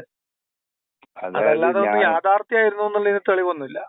കഥ ആയിക്കോട്ടെ, ഞാൻ പറഞ്ഞിട്ട് നിങ്ങളോട് ശരിക്കുള്ളൊരു സംഭവം പറഞ്ഞിട്ടെ. എല്ലാം നമ്മൾ ഈ എല്ലാ സംഗതിയും നമ്മൾ കണ്ടെത്തുന്നത് ഈ പ്രപഞ്ചത്തിൽ നിന്ന് തന്നെയാണ്. അല്ലാണ്ട് ആരും ഒന്നും അങ്ങനെ കൊണ്ടുവരുന്നില്ല, ഉമ്മാന്റെ വയറ്റുനിന്നൊന്നും കൊണ്ടുവരുന്നില്ല. ഈ പ്രപഞ്ചത്തിൽ മുഴുവൻ ഉള്ളത് നമുക്ക് മനുഷ്യർക്ക് ഉപയോഗിക്കാനുള്ള സൗകര്യത്തിന് വേണ്ടി തന്നെ സംവിധാനിച്ചതാണ്. ഈ സംവിധാനം എന്ന് പറയുന്ന ഒരു സംവിധായകൻ ഉണ്ടെന്ന് മാത്രമാണ് എല്ലാവരും സംസാരിക്കുന്നത്. പക്ഷെ പല സംവിധായകൻ കാണാമറയത്താണ്. അങ്ങനെ ഒരു സംവിധായകൻ ഉണ്ട് എന്ന് ആ സംവിധായകൻ നമ്മുടെ ഉള്ളിൽ നമ്മളുടെ ബോധ്യത്തിൽ തന്നിട്ടില്ല. അങ്ങനെ വെളിവാക്കുന്ന തരത്തില് ഒരു തെളിവും ബാക്കി വെച്ചിട്ടുമില്ല. എന്റെ മനസ്സിലാക്കൽ ആ കാര്യത്തിലുള്ളത് ഞാൻ പറയാം. ഞാൻ എല്ലാവരോടും പറയാറുള്ള കാര്യമാണ്. ഇപ്പോ നിങ്ങൾ ഉദ്ദേശിക്കുന്ന നിങ്ങളുടെ മനസ്സിലാക്കലാണ്. എന്റെ മനസ്സിലാക്കൽ എന്റെ ചിന്തയും പറയാം. അതായത് നിങ്ങൾ ഉദ്ദേശിക്കുന്ന തരത്തിൽ ഇതിന്റെ പിന്നിൽ ഒരു സൃഷ്ടാവ്, ഒരു സൃഷ്ടികർത്താവ്, ഇതെല്ലാം സംവിധാനിച്ച ഒരു ഇന്റലിജന്റ് ഡിസൈനർ ഉണ്ട് എന്ന് വിചാരിക്കാം. ആ വ്യക്തി അതാണ് നിങ്ങൾ ആ വ്യക്തി അല്ലെങ്കിൽ ആ ശക്തി അതാണ് ദൈവം എന്ന് നിങ്ങൾ പറയുന്ന ഒരു ശക്തി എങ്കിൽ ആ ശക്തിയെ എല്ലാ മനുഷ്യർക്കും ഒരുപോലെ മനസ്സിലാക്കാവുന്ന തരത്തിലുള്ള ഒരു ബോധ്യം, ഒരു ബോധനം ഓരോ മനുഷ്യന്റെയും തലച്ചോറിനകത്ത് തന്നെ ഉണ്ടാവും. അതില്ല എന്ന്, അതായത് ഇപ്പം നമ്മൾ എങ്ങനെയൊക്കെ പറഞ്ഞാലും ഈ ദൈവത്തെ നമുക്ക് അറിയാനും കണ്ടെത്താനും മനസ്സിലാക്കാനും മനുഷ്യന്റെ സാധാരണ ബുദ്ധിക്ക് കഴിയും. സാധാരണ ബുദ്ധിയിൽ കഴിയുന്ന പറഞ്ഞാൽ അത് അതാണ് പഠിപ്പാണ്. ഇവിടെ ഇമ്പോർട്ടന്റ് വിഷയം എന്ന് പറയുന്നത് ഈ പഠനം ഇങ്ങനെ പഠിച്ചാൽ കഴിയുന്നല്ല നിങ്ങൾ പറയണത്. അതെ, പഠിച്ചാലല്ലാണ്ട് ഒന്നിനും കഴിയൂലല്ലോ. എങ്ങനെ പഠിച്ചാലല്ലാതെ ഒന്നിനും കഴിയൂല. അതെങ്ങനെയാ പഠിക്കുക? അങ്ങനെ പഠിക്കാന്ന് പറഞ്ഞാൽ എന്നെപ്പോലത്തെ ആളുകൾ സംസാരിച്ചാൽ നിങ്ങൾക്ക് പഠിക്കാൻ പറ്റും. ഞാൻ പഠിച്ചില്ലല്ലോ. അപ്പൊ ഇത് ഞാൻ പറഞ്ഞത് ഇതെന്താ വെച്ചാൽ ഓരോ മനുഷ്യന്റെ ഭാവനയാണ്. നിങ്ങൾ ഒരു ശക്തി ഉണ്ടെന്ന് നിങ്ങൾക്ക് തോന്നുന്നു. അതല്ലാതെ ഒരു തെളിവും ഇങ്ങനെ ഒരു ഉണ്ടാക്കൽ കക്ഷി ഇവിടെ ഏതെങ്കിലും ഒരു സ്ഥലത്ത് അല്ലെങ്കിൽ ഏതെങ്കിലും ഒരു തരത്തിൽ അങ്ങനെ ഒരു സൃഷ്ടികർത്താവിന്റെ ഒരു എന്താ പറയാ അടയാളങ്ങളും അവശേഷിപ്പിച്ചിട്ടില്ല. ഞാൻ പറഞ്ഞുതരാം. ഒന്ന്. രണ്ടാമത്തെ പോയിന്റ് നമ്മളിലേക്ക് എത്തട്ടെ. ഞാൻ സൃഷ്ടികർത്താവിനെ മാത്രം പറഞ്ഞ കാര്യമല്ലോ. ഇനി ആ സൃഷ്ടികർത്താവിന്റെ സൃഷ്ടി എന്ന നിലക്ക് മനുഷ്യനെ ഞങ്ങൾ പരിഗണിക്കുകയാണെങ്കിൽ ആ സൃഷ്ടി ഈ സൃഷ്ടികർത്താവിനെ അറിഞ്ഞേ തീരൂ എന്നോ അറിയണമെന്നോ അത് കണ്ടെത്തണമെന്നോ ഉള്ളിൽ അങ്ങനെ ഒരു നിയമം ആ സൃഷ്ടികർത്താവിന് ഉള്ളതായിട്ടും എനിക്ക് മനസ്സിലായിട്ടില്ല. കാരണം ഞാനും കൂടി ആ സൃഷ്ടികർത്താവിന്റെ സൃഷ്ടിയാണല്ലോ നിങ്ങൾ പറഞ്ഞ കണക്കിലാണ്. അങ്ങനെയാണെങ്കിൽ എനിക്ക് ബോധ്യപ്പെട്ടിട്ടില്ല ഈ ഒരു സൃഷ്ടികർത്താവിനെ. ഈ ഇങ്ങനെ സൃഷ്ടികർത്താവിനെ അന്വേഷിക്കൽ എന്റെ ഒരു ജീവിത ബാധ്യതയായിട്ട് ആ സൃഷ്ടികർത്താവ് എന്നിൽ ഈ പറഞ്ഞ നമ്മൾ ജനിതകത്തിൽ കോഡിൽ എഴുതിയിട്ടുമില്ല. നിങ്ങളെ കോഡിൽ ഉണ്ടാവും. നിങ്ങളെ സമയമായിക്കുണ്ടാവില്ല. നിങ്ങളെ സമയമാകുമ്പോ നമുക്ക് നോക്കാം. അപ്പൊ എന്റെ ദൈവത്തെ കുറിച്ചുള്ള കാഴ്ചപ്പാട് ഇൻ കേസ് ഇതിനകത്തൊരു സൃഷ്ടികർത്താവ് ഉണ്ടെങ്കിൽ ആ സൃഷ്ടികർത്താവിനെ അന്വേഷിച്ച് നടക്കലും അതിനെ തെരഞ്ഞു നടക്കലും അതിന്റെ സിഫത്ത് വിവരിച്ച് അവനവൻ ഭാവന കഥകൾ എഴുതലാണ് ഏറ്റവും വലിയ ദൈവനിന്ദ എന്നാണ് എന്റെ ചിന്ത. അല്ലല്ല നിങ്ങൾ അതെല്ലാം ഓക്കെ. ഞാൻ പറയുന്നത് അതാണ് എന്നെ സംബന്ധിച്ച് ദൈവത്തെ കുറിച്ചുള്ള കാഴ്ചപ്പാട്. അപ്പൊ ദൈവം എന്ന് പറയുന്നത് എന്നെ സംബന്ധിച്ച് ഒട്ടും പരിഗണിക്കാത്തൊരു കാര്യമാണ്. ഞാൻ ആലോചിക്കുന്നത് സംസാരിക്കുന്നത് മുഴുവൻ മനുഷ്യന്റെ ജീവിതത്തെ കുറിച്ചാണ്. അതെ, മനുഷ്യന്റെ ജീവിതത്തെ കുറിച്ചാണ് ഞാനും സംസാരിക്കുന്നത്. എന്റെ ജീവിതത്തിൽ ദൈവത്തിന് പ്രത്യക്ഷമായ ഒരു റോളും ഇല്ല. ഞാനല്ല ഇല്ല എന്ന് പറഞ്ഞു കഴിഞ്ഞാല് നമ്മൾ മനുഷ്യന്റെ ശരീരത്തിനൊന്ന് ശരിക്കും പോലെ പഠിച്ചു നോക്കിയാൽ എങ്ങനെ പഠിച്ചാലും ഇല്ല. എങ്ങനെ പഠിച്ചാലും ഉണ്ട്. എന്തുകൊണ്ടില്ല എന്ന് പറയുന്നത് നിങ്ങൾ ഉണ്ട് ഉള്ളതുകൊണ്ടല്ലോ പറയുന്നത്. ഞാൻ പറയുന്നത് എന്താന്ന് പറഞ്ഞാൽ അത് തെളിവൊന്നും എനിക്കിപ്പോ നിങ്ങൾ ഇല്ല എന്ന് പറഞ്ഞാൽ ഉണ്ട് എന്ന് പറഞ്ഞാൽ എല്ലാരും പറയും. ഇപ്പൊ എന്താ പറയാ, ഒരു മിനിറ്റ്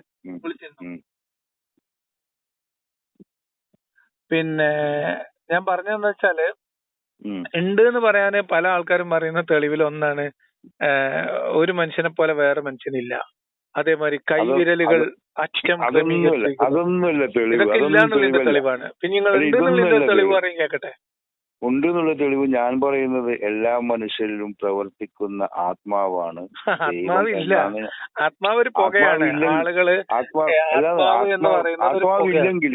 ആത്മാവില്ലെങ്കിൽ നമ്മൾ ഒരിക്കലും എന്താകരുത്, ഡെഡ് ബോഡി ആകാൻ പാടില്ല. അല്ല, ഡെഡ് ബോഡി ആകാൻ പാടില്ല.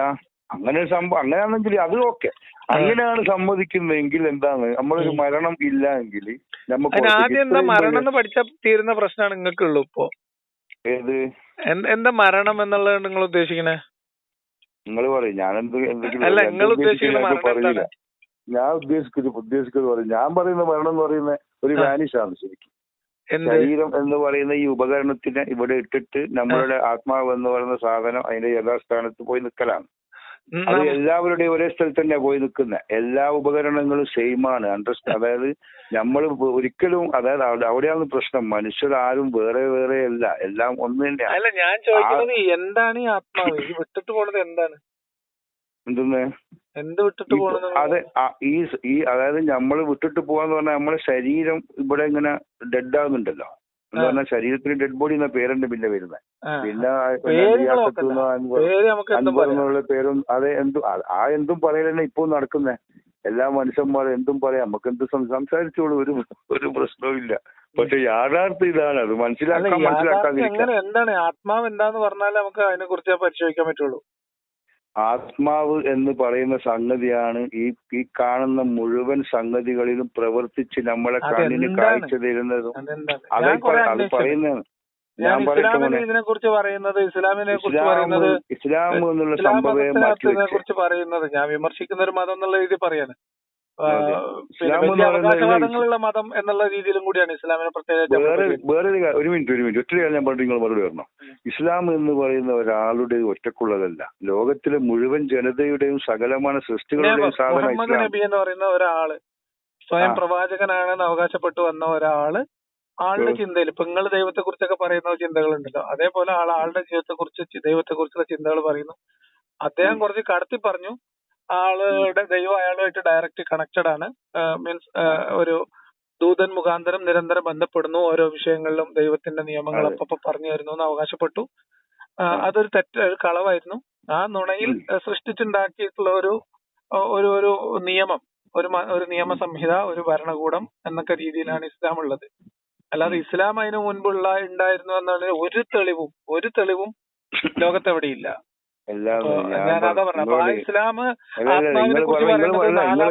നിങ്ങൾ പറയുന്നത് ശരിയല്ല. നിങ്ങൾ പറയുന്നതിനുള്ള മറുപടി ഉണ്ട്. നിങ്ങൾ പറയുന്നത് ശരിയല്ല. അത് ശരിക്കും മറുപടി ഞാൻ പറഞ്ഞുതരാം. ഇസ്ലാം എന്ന് പറയുന്ന മുസ്ലിങ്ങളുടേതേ അല്ല.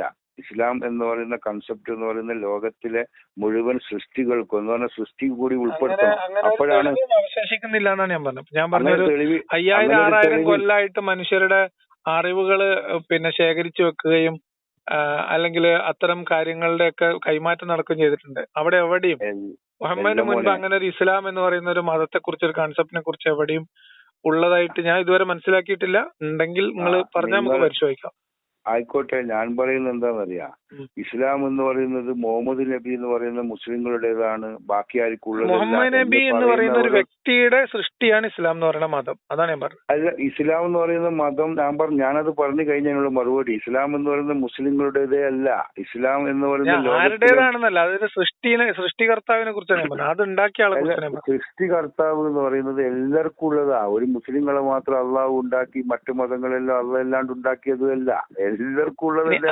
ഞാൻ പറഞ്ഞ മതം എന്ന് പറയുന്നത്, ഇസ്ലാം എന്ന് പറയുന്ന ഒരു മതം മുഹമ്മദ് നബി ഉണ്ടാക്കിയതാണ്. അല്ലാന്ന് ഈ അള്ളാഹുവിൽ ഈ സാധനങ്ങളൊക്കെ മുഹമ്മദ് നബി ആരോപിച്ചതാണ്. ഇതൊക്കെ സൃഷ്ടികർത്താവ്, സർവശക്തൻ, എല്ലാരും ഉണ്ടാക്കി, എല്ലാ ദൈവങ്ങളൊക്കെ മിസ്റ്റർ റിയാക്കത്ത് സാർ, അതായത് അങ്ങനെയല്ല ഈ സംഭവം. ഇത് നിങ്ങൾ മനസ്സിലാക്കിയ രീതിയാണ് ഈ പറയുന്നത് നിങ്ങൾ. പക്ഷെ ഇങ്ങനെയല്ല സംഭവം. ഇതാണ് തെളിവുകളുള്ള. അല്ലാതെ ഇങ്ങനെ ഒരു തെളിവ് മുഹമ്മദ് നബിക്ക് മുൻപ് ഇസ്ലാം എന്ന് പറയുന്ന ഒരു മതം പ്രാക്ടീസ് ചെയ്യപ്പെട്ടിട്ടില്ല ലോകത്തെവിടെ. മുഹമ്മദ് നബി ഇസ്ലാം എന്ന് പറഞ്ഞു കഴിഞ്ഞാല് ഞാനത് ഫസ്റ്റിലെ പറഞ്ഞു കഴിഞ്ഞ് ഇസ്ലാം എന്ന് പറഞ്ഞാൽ മുസ്ലിങ്ങളെ അല്ല. മുസ്ലിങ്ങൾ എന്ന് പറഞ്ഞു കഴിഞ്ഞാല് മുസ്ലിങ്ങളിൽ ഭൂരിഭാഗം തീവ്രവാദികളാണ്. ഈ തീവ്രവാദിത്തോടെ പാടില്ലാത്തല്ലേ ശരിക്കും. ഇസ്ലാം എന്ന് പറയുന്നത് ഇസ്ലാമിന്റെ അടിസ്ഥാനം എന്താണ് അപ്പൊ? ഞാൻ പറയുന്ന ഇസ്ലാം എന്ന് പറയുന്നത് ലോകത്തിലെ മുഴുവൻ ഇപ്പം അതായത് നമ്മൾ കണ്ണുകൊണ്ട് കാണുന്നതും മനസ്സുകൊണ്ട് ചിന്തിക്കുന്നതുമായി ഇവിടെ ഇങ്ങനെ പ്രസരിച്ചു നിൽക്കുന്ന മുഴുവൻ പ്രവർത്തനങ്ങളുടെയും ഒറ്റ നോട്ടത്തിലുള്ള ഒരു പേരിനെയാണ് ഇസ്ലാം എന്ന് പറയുന്നത്. എന്തും വിളിക്കാം, നിങ്ങൾക്ക് ഇഷ്ടമുള്ള പറയാം. എന്ത് വിളിച്ചാലും ഒരു വിളിക്കണമല്ലോ ഒരു സാധനത്തിനാ. ഒരു സാധനത്തിനൊരു പേര്, നിങ്ങൾക്കൊരു പേര് വേണം, എനക്കൊരു പേര് വേണം. എന്തിനാ ഈ പേര്? നമ്മൾ തിരിച്ചറിയാൻ വേണ്ടിയിട്ടാണ്. എല്ലാവരും ഇസ്ലാം എന്ന് പറഞ്ഞാൽ അതല്ലല്ലോ. ഇസ്ലാം എന്ന് പറഞ്ഞാൽ ഞാൻ കുറച്ചുകൂടി സ്പെസിഫിക് ആയിട്ട് 1-2 ചോദ്യങ്ങൾ ചോദിക്കാം. നമ്മള് കാഴ്ചപ്പാടുകൾ എവിടെ നിൽക്കുന്നു അറിയാൻ പറ്റും. ഖുർആൻ എന്ന് പറയുന്ന ഒരു വേദഗ്രന്ഥം ഉണ്ട് എന്നാണ് വിശ്വാസികൾ, മുസ്ലിങ്ങൾ വിശ്വസിക്കുന്നത്. അതായത് ദൈവത്തിൽ നിന്ന് ഒരു ദൂതൻ മുഖാന്തരം മനുഷ്യനായി പിറവിയെടുത്ത ഒരു മനുഷ്യന് അറിവ് എത്തിച്ചു കൊടുത്ത ഒരു സങ്കല്പം, വഹി മുഖാന്തരം. ഇങ്ങനെ ഒരു അറിവിന്റെ ട്രാൻസ്ഫോർമേഷൻ മീൻസ് ഒരു എന്താ പറയാ ഒരു കൈമാറ്റം നടന്നതായിട്ട് നിങ്ങൾ വിശ്വസിക്കുന്നുണ്ടോ? നിങ്ങൾ വിചാരിക്കുന്ന ദൈവത്തിൽ നിന്ന്? അതിനുള്ള മറുപടി ഞാൻ പറയുന്നതിന്റെ മുമ്പ്, നിങ്ങൾ ചോദ്യത്തിനുള്ള മറുപടി പറയുന്നതിന്റെ മുമ്പ് ഞാൻ പറയുന്നത് നിങ്ങൾ കേട്ടിട്ട് ഞാൻ ഇതിന് മറുപടി പറഞ്ഞാൽ മതി. അല്ല, അത് പറഞ്ഞാലാണ് നമ്മൾ ഈ മറുപടിയിലൊക്കെ കാര്യമുള്ളൂ. വെറുതെ ഇപ്പൊ ഖുർആൻ എന്ന് പറയുന്ന ഒരു വേദഗ്രന്ഥമായിട്ട് നിങ്ങൾ അംഗീകരിക്കുന്നുണ്ടോ? അതിന്റെ ഒറിജിൻ എന്ന് പറയുന്നത് എന്താണ്, എങ്ങനെയാണ്? അതന്നെ ഞാൻ പറയുന്നത്. അത് തന്നെ ഞാൻ പറയുന്നത്. ഇനി ഞാനെന്ന് പറഞ്ഞിട്ട് നിങ്ങളോട് ഇത് ഒരു രഹസ്യമായ ഒരു പരസ്യമായ ഒരു രഹസ്യമാണ് ഞാൻ പറയുന്നത്. അതായത് ലോകത്തിൽ ഇന്ന് കാണുന്ന എല്ലാ പുസ്തകത്താളുകളിലും എന്തെല്ലാം കഥകളുണ്ടോ അത് മുഴുവനും അടങ്ങിയതാണ് ഖുർആൻ എന്ന് പറയുന്ന സാധനം. ഖുർആൻ എന്ന് പറയുന്ന ആ ബുക്കേ അല്ല. അതിനെ കുറിച്ച് നിങ്ങളുടെ സങ്കല്പം എന്തോ ആയിക്കോട്ടെ, ഞാൻ പറഞ്ഞത് ഖുർആൻ എന്ന് പറയുന്ന മുസ്ലിങ്ങളുടെ കയ്യിൽ അച്ചടിച്ച് എഴുതപ്പെട്ട നിലയിൽ ഇന്ന് നിലവിലുള്ള, അതായത് ഫിസിക്കലായിട്ട് നമുക്ക് കാണാനും വായിക്കാനും പറ്റുന്ന ഗ്രന്ഥം, അതിലടങ്ങിയിട്ടുള്ള വാചകങ്ങളും വചനങ്ങളും അത് ഡിവൈൻ ആയിട്ടുള്ള ഒരു ഒറിജിൻ ആണ് എന്ന് നിങ്ങൾ വിശ്വസിക്കുന്നുണ്ട്. അതായത് അഭൗതികമായിട്ടുള്ള ഒരു രീതിയിൽ ദൈവം എന്ന് നിങ്ങൾ സങ്കല്പിക്കുന്ന ഈ ശക്തിയിൽ നിന്ന് ഒരു പിന്നെ എന്താ പറയാ ഒരു ദൂതൻ വഴി അല്ലെങ്കിൽ ഒരു മെസ്സഞ്ചർ, ഒരു എന്താ പറയാ ഒരു ഏജന്റ് വഴി, ഒരു മാലാഖ വഴി മനുഷ്യരിലേക്ക് എത്തിച്ച് അത് പിന്നീട് ആ രീതിയിൽ ക്രോഡീകരിക്കപ്പെട്ടതാണ് എന്ന് നിങ്ങൾ വിശ്വസിക്കുന്നുണ്ട്. അതാണ് എന്റെ ചോദ്യം. ഞാൻ വിശ്വസിക്കുന്നു എന്ന് പറഞ്ഞു കഴിഞ്ഞാൽ ഞാൻ പറയാം ഇനി ബാക്കി. ഓക്കെ, ഇന്ന് കാണപ്പെടുന്ന എന്തെല്ലാം പുസ്തകങ്ങൾ ഖുർആനിൽ എന്തുണ്ട് എന്നുള്ള നമുക്ക് വേറെ ചർച്ച ചെയ്യാം. ഇതെങ്ങനെ ഉണ്ടായി വന്നു എന്നുള്ളതാണ്. അത് ഉണ്ടായി വന്നതിനുള്ള മറുപടി ഇപ്പൊ ഞാൻ പറയുന്നത്. അതിനുള്ള മറുപടി ഇങ്ങനെ പറഞ്ഞാലല്ലാണ്ട് തിരിയൂല. അങ്ങനെ ഒരു പുസ്തകമായിട്ട് എടുത്താൽ തിരിയൂല. ഖുർആൻ എന്ന് പറയുന്നത് ഈ പുസ്തകമേ അല്ല, അത് അതിൻ്റെ ഉള്ളിലുള്ള സംഗതികൾ പഠിക്കുമ്പോൾ. ഞാൻ പറയട്ടെ, ഖുർആൻ എന്ന് പറയുന്ന ഇന്ന് ലോകത്തിലുള്ള ഏതെല്ലാം പുസ്തക രൂപത്തിലുള്ള എന്തെല്ലാം ഗ്രന്ഥങ്ങളുണ്ടോ, ആരൊക്കെ സംസാരിക്കുന്നുണ്ടോ, ലോകത്തിലെ എല്ലാ മനുഷ്യരെ ഞാൻ പറയുന്നത്, ഇത് മുഴുവനും ഈ ഖുർആന്റെ വചനങ്ങളും മാത്രമാണ്. എന്തിന്റെ അടിസ്ഥാനത്തിലാണ് നിങ്ങൾ പറയുന്നത്? നിങ്ങൾ ഖുർആൻ എന്റെ മുമ്പിൽ ഒന്ന് ഇരുന്നിട്ട് ഞാൻ നിങ്ങൾക്ക് ഇത് വിശദീകരിച്ച് തന്നിട്ട് കാണിച്ചു തരാം. അപ്പൊ നിങ്ങൾക്ക് തിരിയുമല്ലോ. എന്തിന്റെ അടിസ്ഥാനം എന്ന് പറഞ്ഞാൽ ഒറിജിനൽ ആയതുകൊണ്ടാണ് ഞാൻ പറയുന്നത്. ഈ ഖുർആൻ ഉണ്ടല്ലോ ഇപ്പൊ നിങ്ങൾ പറയുന്ന ഈ എല്ലാത്തിന്റെയും സത്ത ആയിട്ടുള്ള ഈ ഗ്രന്ഥം, അതായത് ഞാൻ ഇരുന്നാൽ പരിശോധിക്കാൻ പോകുന്ന ഈ ഗ്രന്ഥം ഈ ഗ്രന്ഥരൂപത്തിലായത് എങ്ങനെയാണ്? ഏത് ഈ പുസ്തക രൂപത്തിലായത്? അത് ഇതേപോലെ ഏതെങ്കിലും മനുഷ്യന്മാർ എഴുതിയതായിരിക്കും. അപ്പൊ നമ്മുടെ നാട്ടില് കിട്ടുന്ന ക്രൈം ഫയലോ അല്ലെങ്കിൽ വേറെ ബാലരമയോ ബാലമംഗളോ ഒക്കെ പോലെ തന്നെ ഏതൊക്കെയോ മനുഷ്യന്മാർ എഴുതിയ മതി ബാലമംഗളം പോലെ ആയിട്ട് കണക്കാക്കിയാലും മതി, പ്രശ്നമൊന്നുമില്ല. പക്ഷെങ്കിൽ ഇതിന്റെ ഉള്ളിലുള്ള ബാലമംഗളം എന്ന് പറയുന്നത് അതിന്റെ ഉള്ളിലുള്ള കഥ എന്താണ്? ആ കഥയാണ് ഖുറാനിലുള്ളതാണല്ലോ. അപ്പൊ ബാലമംഗലായാലും മുത്തുച്ചിപ്പിയായാലും മുത്തായാലും എല്ലാം ഖുറാനിന്റെ സത്തയാണല്ലോ, ഖുറാനിൽ നിന്നാണല്ലോ ഉള്ളത്. അപ്പൊ എല്ലാത്തിനും സത്തയായിട്ടുള്ള ഈ ഖുർആൻ ഈ രൂപത്തിൽ അത് അതിന്റെ എല്ലാ എസൻസും സാംശീകരിച്ച് ഇത് ഈ രൂപത്തിൽ ക്രോഡീകരിച്ചത് ആരാണ്, എങ്ങനെയാണ്? ഇതാണ് ചോദ്യം. ഇതാരാണ് എങ്ങനെയാണ് എന്നല്ല നിങ്ങളുടെ ചോദ്യം. അതിനെപ്പറ്റി ഒന്ന് പഠിച്ചു നോക്കിയാൽ തിരിയും ആരാന്ന് എഴുതിയത്, എന്തൊക്കെയാണ് എഴുതിയത്. കാരണം അത് എഴുതി കൊണ്ടുവന്നത് പല ആളുകളിലൂടെ ആണെങ്കിലും അതിന്റെ കംപ്ലീഷൻ ആണ് റസൂലുള്ളാന്റെ കാലത്ത് ഉണ്ടാക്കിയത് എന്നാണ് പലരും പറയുന്നത്. അത് അതിനെക്കുറിച്ച്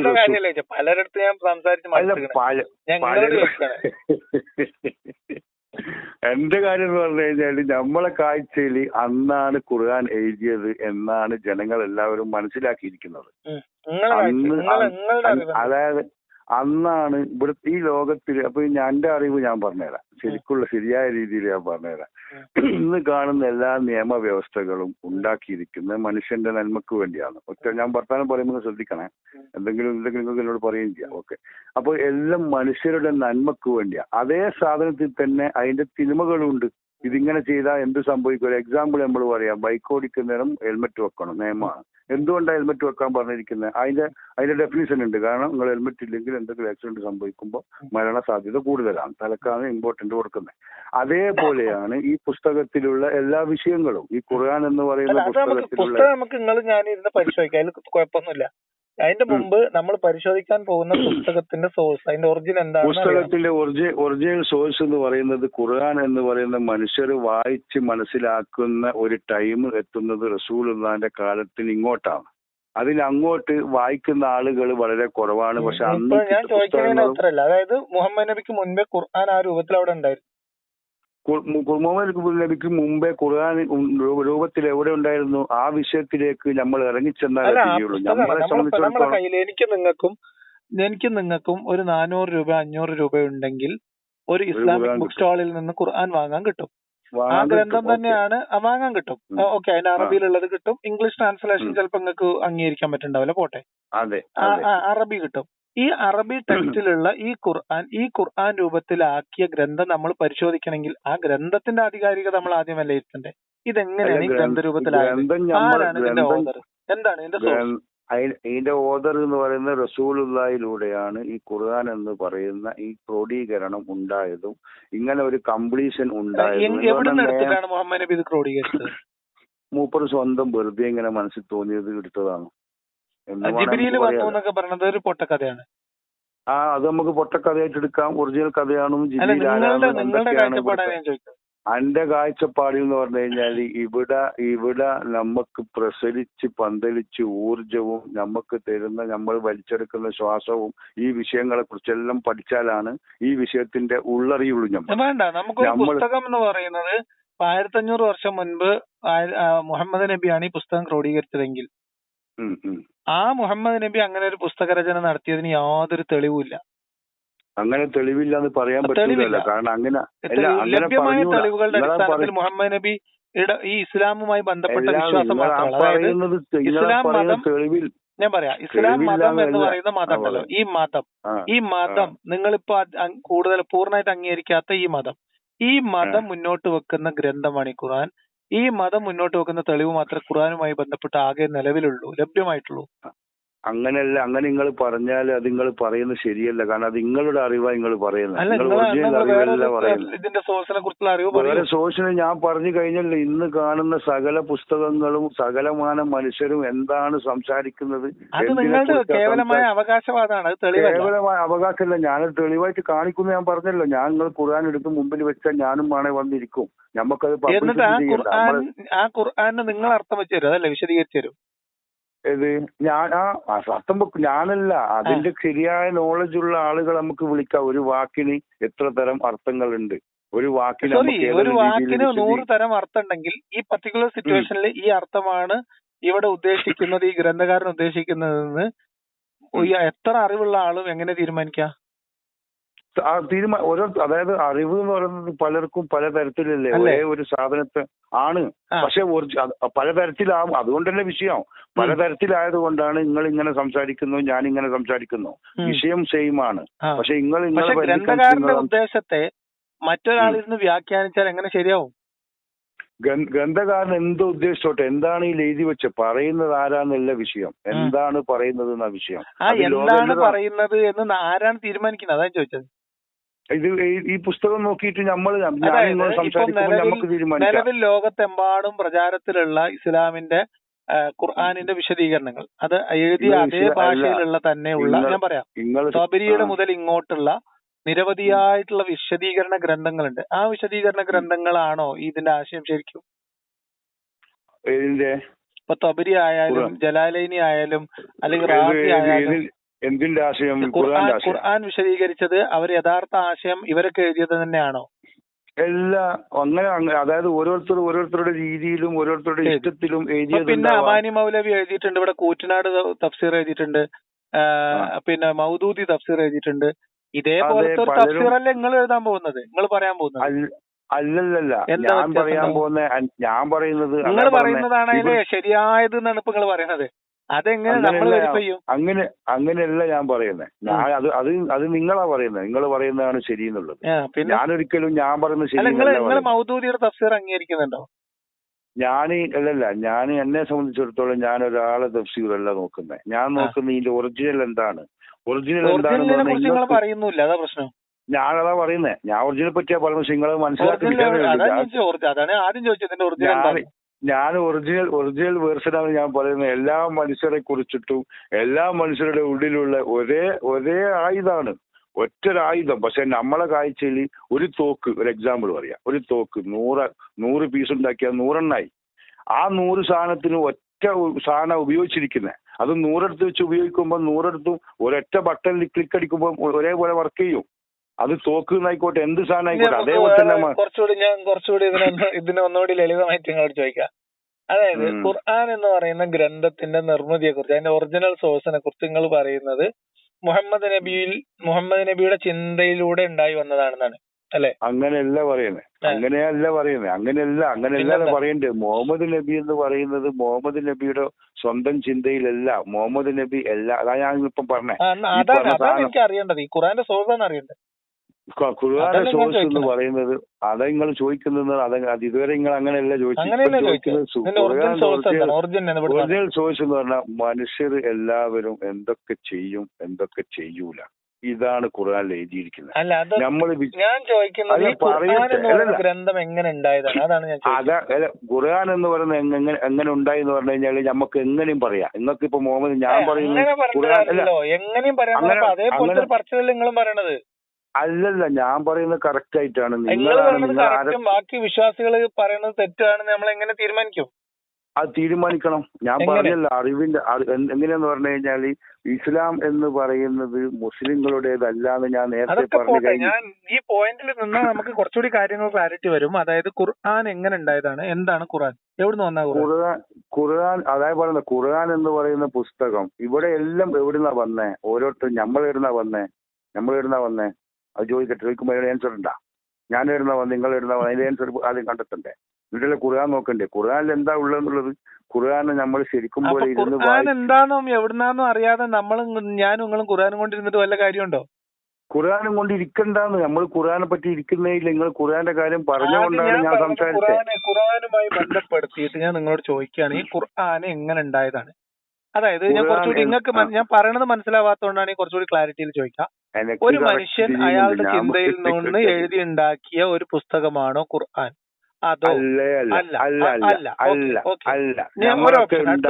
അടുത്ത ഓപ്ഷൻ ഒരു ദൈവം. നിങ്ങൾ പറയുന്ന ഈ ആത്മാക്കളെല്ലാം നാളെ ലയിച്ചു ചേരാനിരിക്കുന്ന ആ മഹാശക്തി, ആ ഒരു ചൈതന്യം, അതിൽ നിന്ന് ഈ പറയപ്പെടുന്ന ഗ്രന്ഥകാരനിലേക്ക് പകർന്നു നൽകിയതിന്റെ അടിസ്ഥാനത്തിൽ അയാൾക്ക് ലഭിച്ച ദിവ്യബോധനത്തിന്റെ അടിസ്ഥാനത്തിൽ അയാൾ എഴുതിയതാണോ?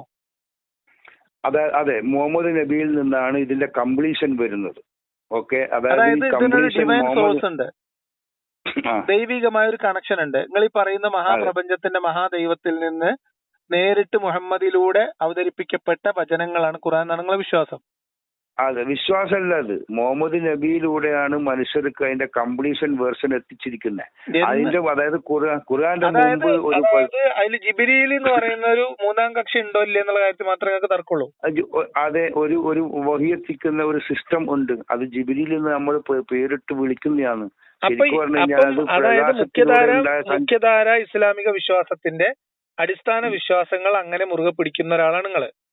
അതായത് അള്ളാഹു എന്ന് പറയുന്നത് ഏകദൈവം, ഞാൻ പറഞ്ഞുതരാം. അള്ളാഹു എന്ന് പറയുന്ന ഏകനായ സൃഷ്ടാവ്, ആ സൃഷ്ടാവിന്റെ പ്രവാചകനായിട്ടുള്ള ആള്, പിന്നെ അവൻ നിയോഗിക്കുന്ന മാലാഖ എന്ന് പറയുന്ന സിസ്റ്റം, ഈ 3 സിസ്റ്റത്തിൽ നിങ്ങൾ വിശ്വസിക്കുന്നുണ്ട്? ആ സിസ്റ്റം ഉണ്ട്. ഇസ്ലാം കാര്യത്തില് 3 ഓക്കെയാണ്. ഏത് ഇസ്ലാം കാര്യത്തില് 3 ഓക്കെയാണ്. അല്ലാതെ ഇസ്ലാം കാര്യത്തിലുള്ള 6 കാര്യങ്ങളും ഈമാൻ കാര്യത്തിലുള്ള 5 കാര്യങ്ങളും ആ സാധനമേ അല്ല. നിങ്ങൾ പറഞ്ഞ് എഴുതി വെച്ച ദൈവം എന്ന അള്ളാഹു എന്ന ഏകദൈവം, ആ ഏകദൈവത്തിൽ നിന്ന് വഹി ലഭിച്ചിരുന്ന പൂർത്തീകരിച്ചു എന്ന് പറയുന്ന ഖാത്തമുൻ നബി എന്ന് പറഞ്ഞ മുഹമ്മദ്, അതെ, അതേപോലെ തന്നെ അദ്ദേഹത്തിന് ലഭിച്ചു എന്ന് പറയപ്പെടുന്ന ഗ്രന്ഥം, അതായത് ആ സിസ്റ്റം, മലക്ക്. അതെ. ഇതാണ് ഈമാൻ കാര്യത്തിൽ ആദ്യത്തെ 3 എണ്ണം. അതെ അല്ലേ? അതെ. വിശ്വസിക്കുക, മലക്കുകളിൽ വിശ്വസിക്കുക, അതെ. നിങ്ങൾക്ക് അഭിപ്രായ വ്യത്യാസമുള്ള ഈമാൻ കാര്യങ്ങളിൽ നിങ്ങൾക്ക് അഭിപ്രായ വ്യത്യാസമുള്ള ഇപ്പൊ ഏതൊക്കെയാ? പ്രവാചകന്മാരിൽ വിശ്വസിക്കണം. കാരണം ഖാത്തമുൻ നബി എന്ന് പറയുമ്പോൾ നിങ്ങൾ പ്രവാചകന്മാരെയും മുഹമ്മദ് നബിയുടെ ഖാത്തമുൻ നബി എന്ന പദവിയെയും അംഗീകരിച്ചു. അപ്പൊ 4 ആയി. 1,24,000-ൽ പരം. അതെ, എല്ലാം. പിന്നെ നിങ്ങൾ അന്ത്യനാളിൽ വിശ്വസിക്കുന്നില്ലേ? ഉണ്ട്, അന്ത്യനാളുണ്ട്. എല്ലാ നന്മയും തിന്മയും ദൈവത്തിൽ നിന്നാണ് നിങ്ങൾ നേരത്തെ പറയും ചെയ്തു. അതെ. അപ്പൊ നിങ്ങൾ ഈമാൻ കാര്യങ്ങൾ 6 വിശ്വസിക്കുന്നു. പിന്നെന്താ അങ്ങനെയല്ല നിങ്ങൾ പറയണേ? എങ്ങനെയല്ലാന്ന്? ഇപ്പൊ ഇവര് എഴുതി പറയുന്ന പോലെ നല്ല ഈമാൻ കാര്യങ്ങൾ നിങ്ങൾ പറയണത് കാരണം? അതെ, അതിന്റെ വിശദീകരണത്തിലേക്ക് വരണം. വിശദീകരണം ഒരു ബുള്ളറ്റ് നോട്ട് ഇട്ടല്ലേ? പോയിന്റുകൾ ഇതെല്ലാം കറക്റ്റ് അല്ലേ? പോയിന്റ് എല്ലാം കറക്റ്റ് ആണ്. പക്ഷെ ഈ പോയിന്റിന്റെ നമ്മൾ ഉണ്ടാക്കുന്ന വിശദീകരണം അത് തെറ്റുന്നുള്ളൂ. ആ വിശദീകരണം ഞാൻ പറയുന്നത് ലോകത്ത് ഇന്ന് വരെ ഞാൻ പറയാം. നിങ്ങൾ ഈ പറയുന്ന വ്യക്തി മുഹമ്മദ് എന്ന് പറയുന്ന വ്യക്തി ജീവിച്ചിരുന്നു എന്ന് പറയപ്പെടുന്ന കാലഘട്ടത്തിൽ അദ്ദേഹത്തോടൊപ്പം ജീവിച്ചിരുന്നു എന്ന് പറയുന്ന മനുഷ്യർ അവരിലൂടെ കൈമാറി എന്ന് പറയുന്ന വിശദീകരണങ്ങളും എഴുത്തുകളും വിശദീകരണങ്ങളും ഉണ്ട്. അതൊക്കെ കലർപ്പുള്ളതാണെന്ന് പറഞ്ഞിട്ട് നിങ്ങൾ പുതിയതായിട്ടൊരു വിശദീകരണം എന്നോട് പറയുമ്പോൾ അതൊക്കെ ഒഴിവാക്കിയിട്ട് ഇതാണ് ശരി എന്ന് നിങ്ങൾ എങ്ങനെയാണ് ഒരാളോട് പ്രസന്റ് ചെയ്യാൻ പോകുന്നത്? ഞാൻ പറയുന്ന അവര് പറഞ്ഞത് ഇവര് പറഞ്ഞൊന്നല്ലോ. എന്താണ് ഖുർആൻ, അതിന്റെ വിശദീകരണം കറക്റ്റ് നിങ്ങൾ ഖുർആനിൽ തുബയ്യിന ലിന്നാസ് എന്ന് മുഹമ്മദ് നബിയോട് ഖുർആൻ പറയുന്നതായിട്ട് നിങ്ങൾ വിശ്വസിക്കുന്നുണ്ടോ? എന്തെന്നാ പറയുന്നത്? ഇത് നീയാണ് വിശദീകരിച്ചു കൊടുക്കേണ്ടത് മുഹമ്മദ് നബിയോട് പറയുന്നത്. നീ എന്നല്ല പറയുന്നേ. അത് ആടെയാണ് തെറ്റിങ്ങൾ. അതായത് നിങ്ങൾ അതായത് ജനങ്ങൾക്ക് നിങ്ങൾ ഓരോരുത്തരും അറിവാളികൾ അറിവുള്ളതിനനുസരിച്ചിട്ട് വിശദീകരിപ്പിച്ചു മുഹമ്മദ് നബിയിലൂടെ അള്ളാഹു കൊടുത്തയച്ച അങ്ങനെയല്ല സംഭവം. നിങ്ങൾ പറയുന്നത് പോലെ അല്ല സംഭവം.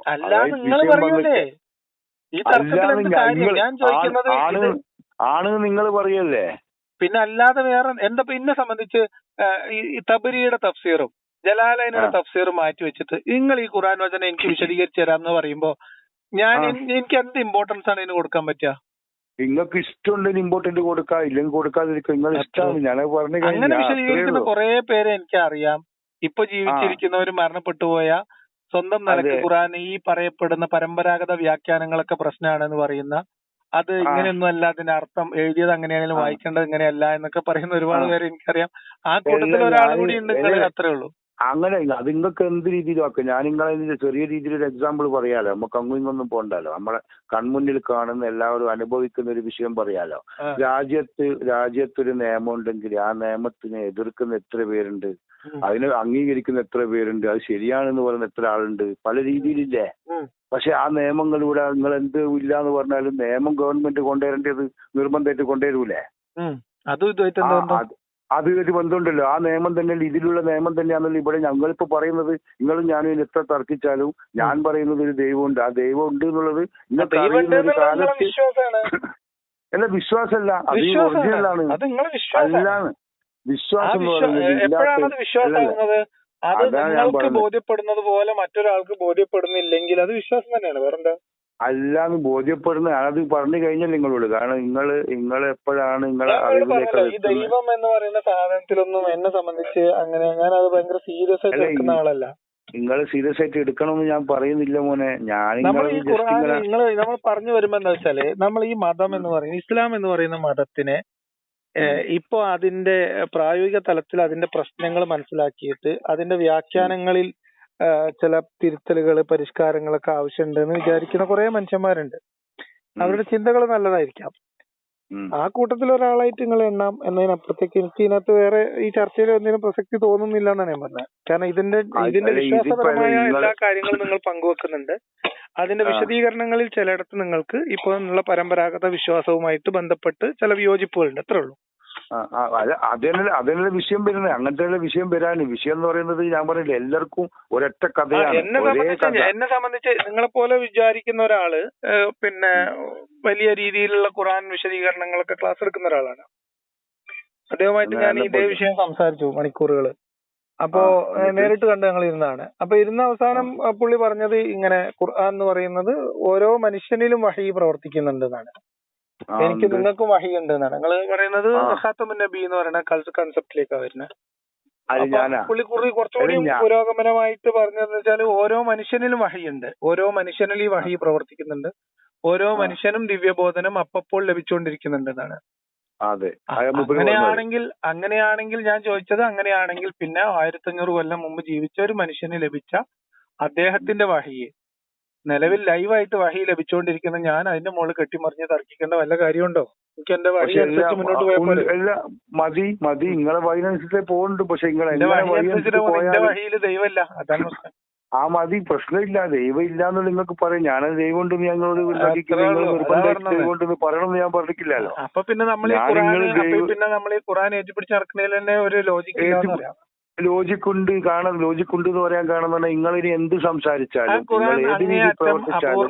ഇതെല്ലാം ഖുർആൻ എന്ന് പറയുന്നത് ഒരു കാലഘട്ടത്തിൽ 6-ാം നൂറ്റാണ്ടിൽ ആ സമൂഹം ജീവിച്ചിരുന്ന കാലഘട്ടത്തിൽ പോലും അപൂർണവും ആ കാലഘട്ടത്തിലെ മനുഷ്യർക്ക് പോലും അരോചകവുമാവുന്ന നിരവധി നിയമങ്ങളുള്ള പുസ്തകമാണ്.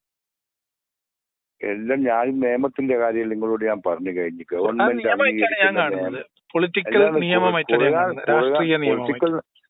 ആ നിയമം തന്നെയാണ് എല്ലാ രാജ്യങ്ങളിലും വന്നിരിക്കുന്ന നിയമങ്ങളും. ആ നിയമങ്ങൾ എന്ന് പറയുന്നത് ഞാൻ പറഞ്ഞത് ആ ഗ്രന്ഥം അവതരിപ്പിച്ചു എന്ന് പറയപ്പെടുന്ന ആ കാലഘട്ടത്തിൽ ജീവിച്ച മനുഷ്യർക്ക് പോലും അംഗീകരിക്കാൻ പറ്റാത്ത അത്രയും മോശമായിട്ടുള്ള കാര്യങ്ങൾ അതിനകത്തുണ്ട്. അംഗീകരിക്കുന്നതിന്റെ കാര്യം ഇപ്പൊ ഞങ്ങളോട് പറഞ്ഞല്ലോ. അംഗീകരിക്കാന്ന് പറഞ്ഞാൽ നിയമപുസ്തകത്തിൽ ഉള്ളതിനെ കുറിച്ചാണ് പറഞ്ഞത്. അംഗീകരിക്കാൻ മനസ്സിലാത്ത ആളുകളുടെ കാര്യമല്ല. ഇപ്പോ ഭർത്തൃമതിയായിട്ടുള്ള ഒരു സ്ത്രീ ആണെങ്കിലും കുഴപ്പമില്ല, യുദ്ധത്തിൽ പിടികൂടിയാല് അവളെ നിങ്ങൾക്ക് ശാരീരികമായിട്ട് ഉപയോഗിക്കാം എന്ന് പറയുന്ന ഒരു വചനം അതിനകത്തുണ്ട്. അതിന് നിങ്ങൾ എന്ത് വിശദീകരണം കൊടുക്കുന്നു എന്നുള്ളത് അപ്രസക്തമാണ്. കാരണം ആ മതനിയമത്തെ കൃത്യമായി കാലാകാലങ്ങളിലായിട്ട് അറബി അറിയാവുന്ന പണ്ഡിതന്മാരൊക്കെ വ്യാഖ്യാനിച്ചു വെച്ചുള്ള അങ്ങനെ തന്നെ. അതിന്റെ അടിസ്ഥാനത്തിൽ മതഗ്രന്ഥങ്ങളും മതനിയമങ്ങളും ഇവിടെ ഉണ്ട്. നിങ്ങൾ 4:24 മാത്രം വിശദീകരിച്ചു തന്നാൽ മതി, ബാക്കി നമുക്ക് ഇപ്പം പറഞ്ഞതിനുള്ള മറുപടി ഞാൻ മാത്രം പറഞ്ഞുതരാം. 4:24 മാത്രം എനിക്ക് വിശദീകരിച്ചു തന്നാൽ മതി. ഏതാ 4:24 സൂറത്ത് നിസായിലെ 24-ാമത്തെ വചനം? 24-ാമത്തെ വചനം എന്താ? അതിന്റെ വിശദീകരണം നിങ്ങൾ എനിക്ക് പറഞ്ഞുതരാണ്. നിങ്ങളെ വിശദീകരണം കേൾക്കാൻ എനിക്ക് താല്പര്യം.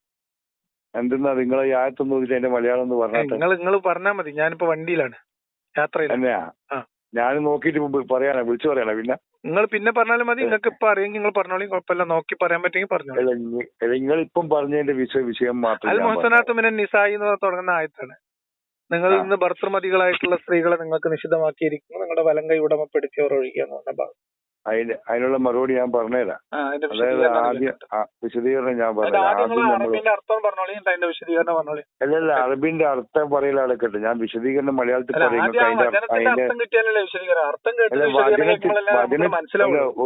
ഒരു വചനത്തിന്റെ അർത്ഥം അതാ ഞാൻ പറഞ്ഞത്. പറയൂ എന്ന് പറയുമ്പോ അതിൽ ഏതെല്ലാം രീതിയിലുള്ള ഉച്ചാരണം വരുന്നുണ്ടെന്ന് മനസ്സിലാക്കണം. അല്ല, പറയൂ എന്ന് പറഞ്ഞാൽ സംസാരിക്കൂന്നുള്ള അർത്ഥമില്ലേ?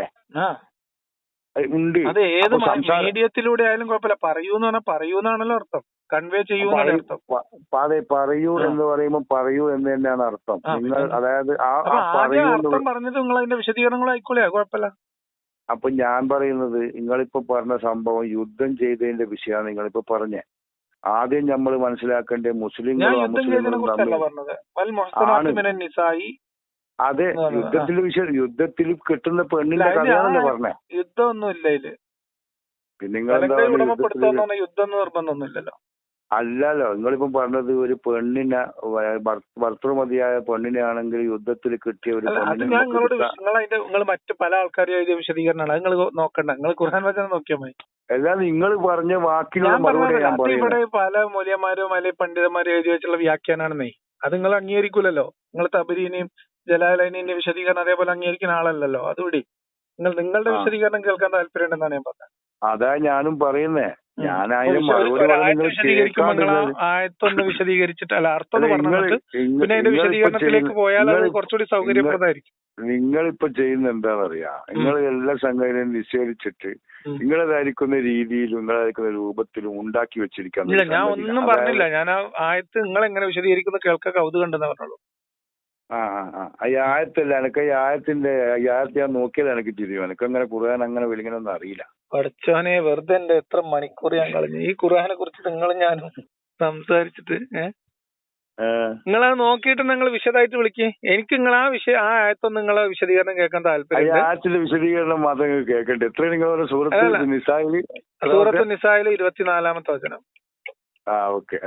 ഞാൻ നോക്കിയിട്ട് വിശദമായിട്ട് വിളിച്ചിട്ട് പറയും. നമുക്ക് സംസാരിക്കാം. ഇടക്കിടക്ക് വിളിക്കാനും ചെയ്യാം. അതിലൊന്നും കുഴപ്പമൊന്നുമില്ല. ആയിക്കോട്ടെ. ശരി, ഓക്കെ.